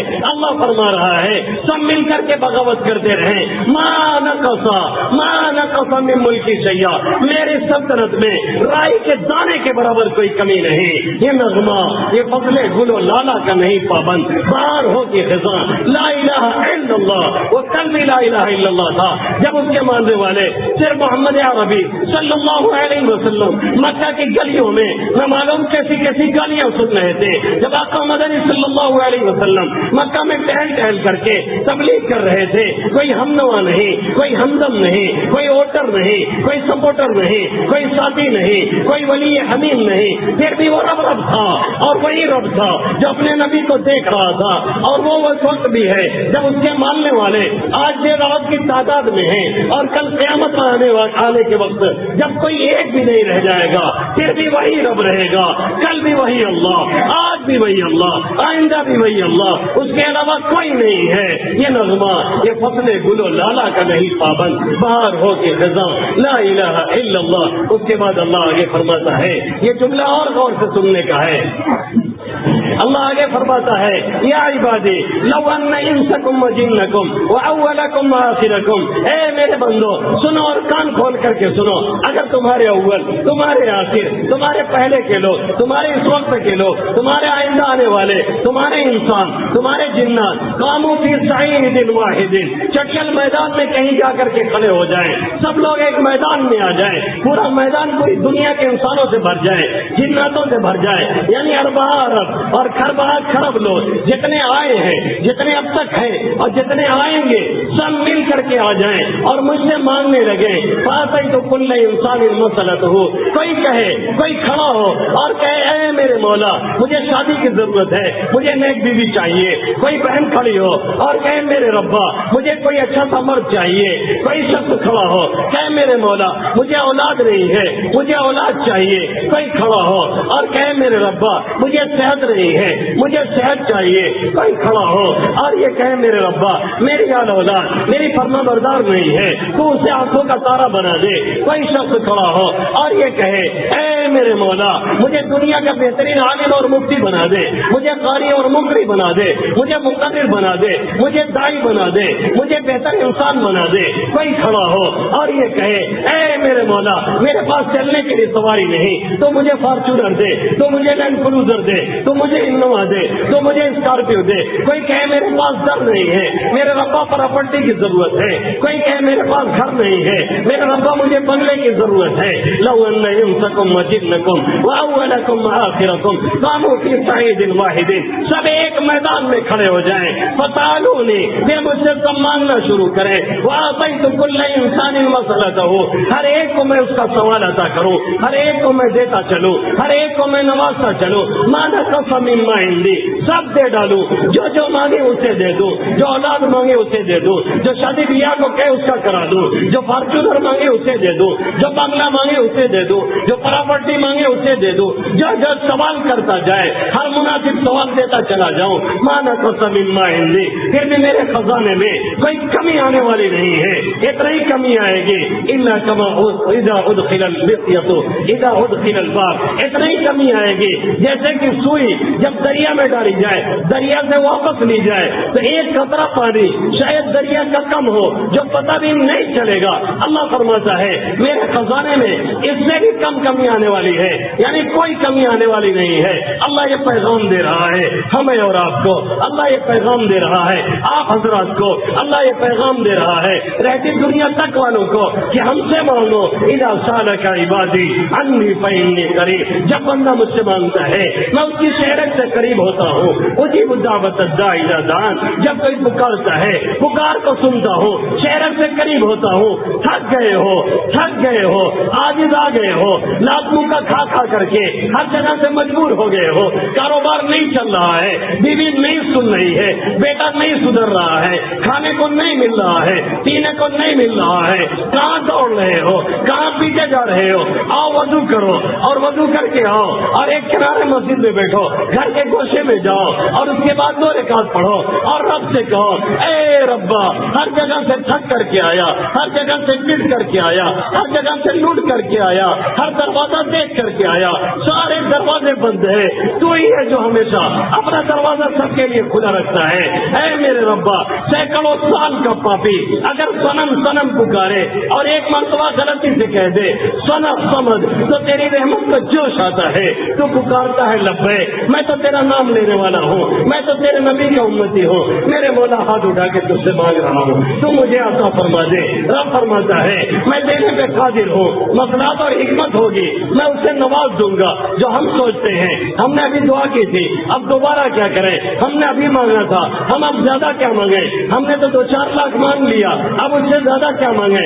ارے مانگتے جائیے، بار بار مانگیے، ایک بار نہیں بار بار کہیے اور کہتے چلے جائیے، جو بار بار کہتا ہے وہ کبھی ناکام نہیں ہوتا۔ اللہ کے حبیب صلی اللہ علیہ وسلم نے فرمایا اللہ کے حبیب صلی اللہ علیہ وسلم نے فرمایا جو بار بار دعائیں مانگتا ہے وہ کبھی ناکام نہیں ہوتا، ما خوابا وہ ناکام نہیں ہوتا ہے۔ جو اللہ سے بار بار دعا کرتا ہے معمول بنائیے، بار بار مانگیے، بار بار اللہ سے کہیے۔ یہ ہمارے گارجین، یہ ہمارے پیرنٹ، یہ ہمارے ذمہ دار، میں خاص کر ان سے کہنا چاہوں گا اور جن ماں بہنوں تک میری آواز پہنچ رہی ہے میں ان سے کہنا چاہوں گا، مانگنے کو ہم نے چھوڑ دیا ہے۔ اپنے بچوں سے، اپنے ناتی سے، اپنے پوتے سے، اپنی پوتی سے، اپنے بیٹوں سے، اپنی بیٹیوں سے شکایت سب کو ہے، لیکن کون ہے جو دعا کرتا ہو؟ کون ہے جو ان کے لیے رب سے کہتا ہو؟ کون ہے جو مصلی میں بیٹھ کر کے ان کے لیے آنسو بہاتا ہو؟ امام اوزاعی علیہ الرحمہ ہے، ان کے یہاں ایک عورت ٹہلنے کے لیے آئی، ان کے مصلی میں جا کر کے بیٹھ گئی، مصلی بچھا ہوا تھا، ان کی بیوی سے کہنے لگی یہ مصلی تر کیسے ہے، یہ بھیگا کیسے ہے؟ انہوں نے کہا یہ بھیگا نہیں ہے، یہ امام اوزاعی کے آنسو ہیں جو روزانہ اللہ کی یاد میں گرتے ہیں اور مصلی کو تر کر جاتے ہیں۔ کون ہے وہ نوجوان جو کونے میں بیٹھ کر کے کبھی ایک آنسو کو ٹپکا دے، کبھی ایک قطرہ تو گرا دے؟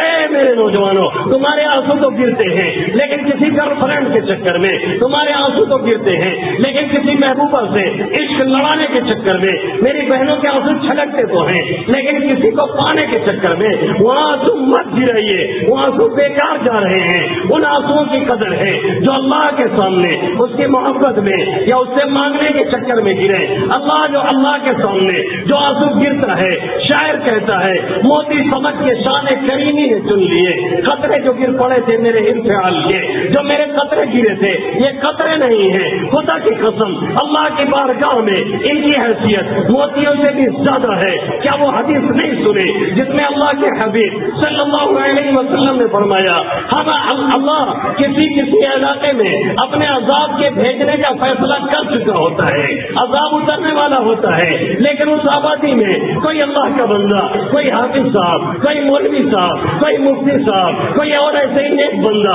اللہ کے سامنے گر گراتا رہتا ہے، روتا رہتا ہے، کہتا ہے میرے ربا مجھے معاف کر دے، آبادی والوں کو معاف کر دے، علاقے والے کو معاف کر دے۔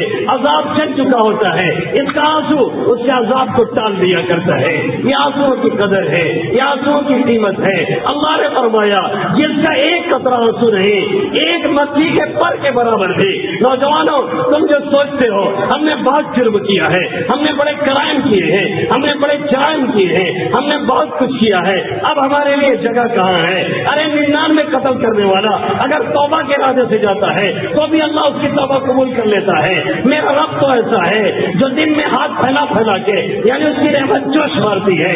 ان اللہ یبسط یدہ بالنہار لیتوب مسیء اللیل، میرا نبی کہتا ہے میرا رب دن میں ہاتھ پھیلا پھیلا کر کے یعنی اس کی رحمت جوش مارتی ہے اور وہ کہتا ہے کہاں ہے رات میں گناہ کرنے والے، آئے میرے یہاں توبہ کریں، میں سب گناہوں کو معاف کرتا ہوں، اکٹھے ہی بخش دیا کرتا ہوں۔ پھر رات میں یہی صورت حال ہوتی ہے جب ہم عیاشی کرتے ہیں، جب ہم خرمستی کرتے ہیں، جب ہم کوئی اور گناہ کرتے ہیں، تب بھی میرا رب کہہ رہا ہوتا ہے ارے بندے کہاں جا رہا ہے، رات میں بھی ہاتھ پھیلاتا ہے، رحمت جوش مارتی ہے اور رب کہتا ہے کہاں گئے دن میں گناہ کرنے والے، آئے میرے یہاں اور آ کر کے مانگے، میں ان کی توبہ قبول کرنے والا ہوں۔ یہ اللہ بار بار کہہ رہا ہے۔ ایک آنسو گرا کر کے دیکھو، جہنم کی آگ اس آنسو پر حرام ہے، اس آگ پر حرام ہے جو اللہ کے خوف سے ایک قطرہ بھی زمین پر گر گیا ہو۔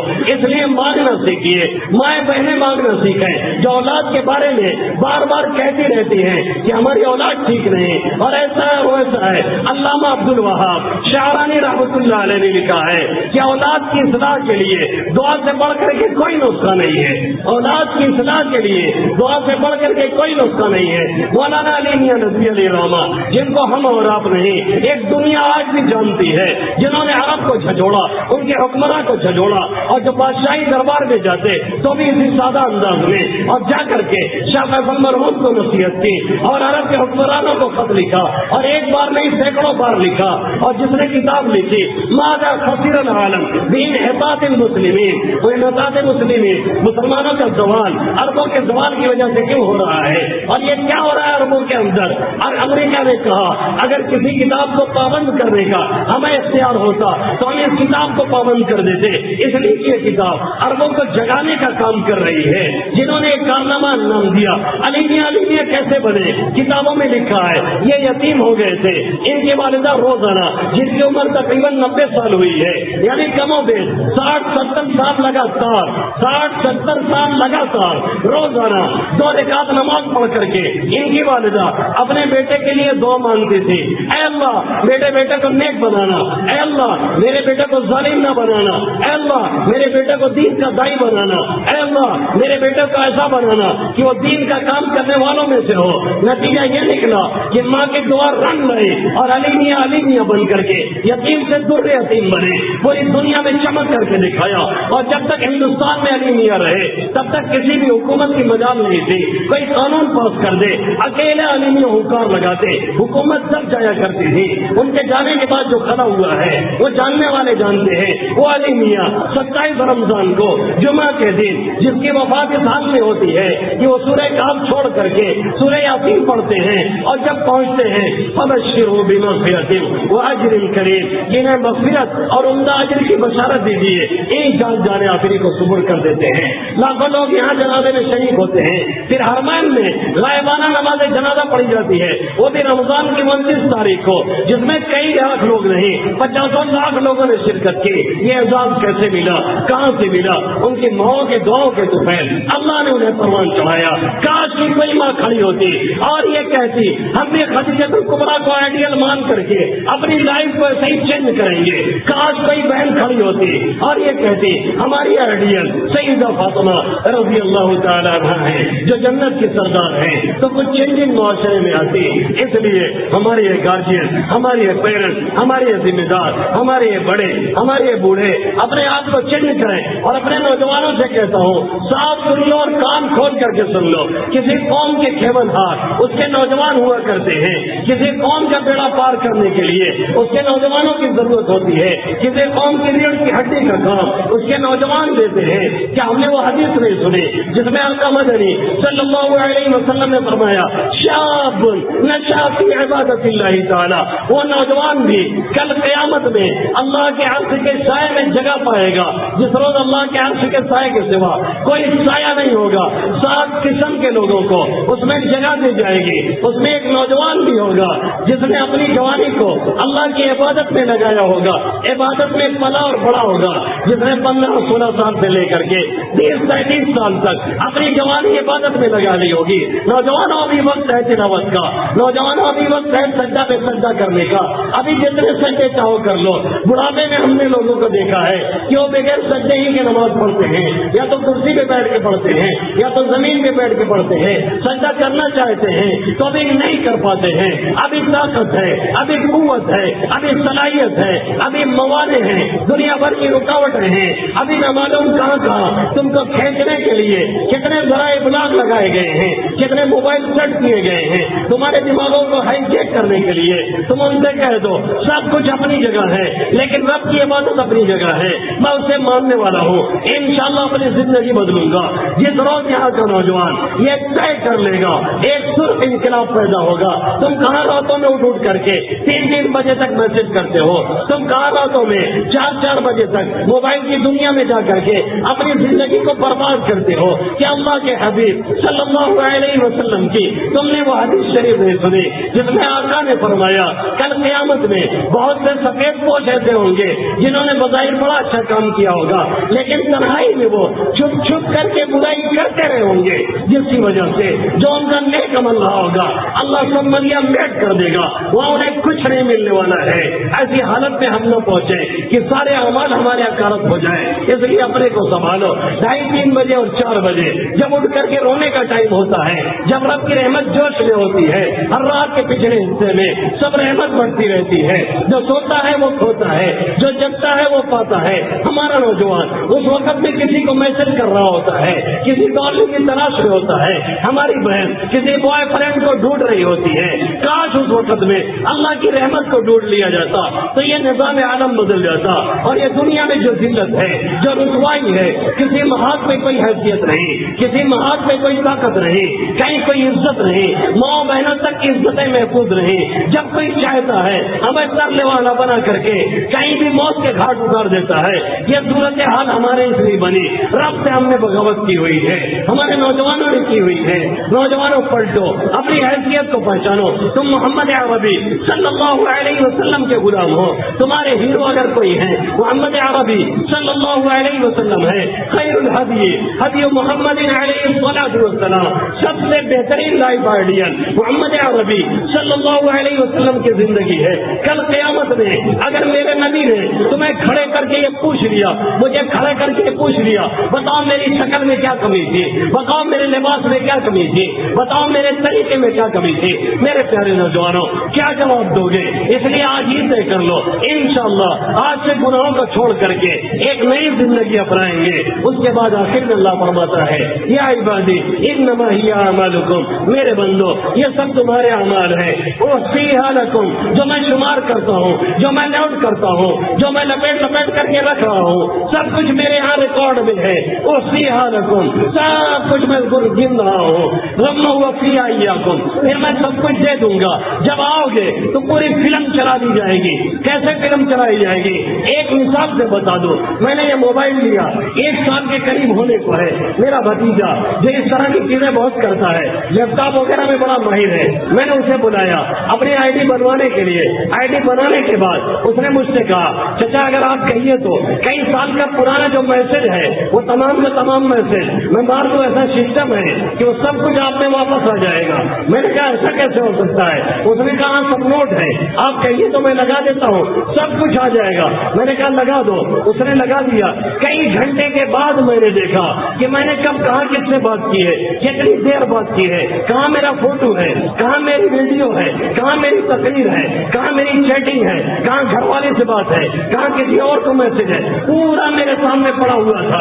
مجھے یہ آیت یاد آ گئی جس میں رب نے کہا ہے وَوَجَدُوا مَا عَمِلُوا حَاضِرًا وَلَا يَظْلِمُ رَبُّكَ أَحَدًا، جو کچھ کیے ہوں گے سب کی فلم چلا دی جائے گی۔ میرا رب کسی کو ظلم نہیں کرنے والا، جو ظلم کرتا ہے اس دن سے پہلے اپنے کو سنبھالنے کی ضرورت ہے۔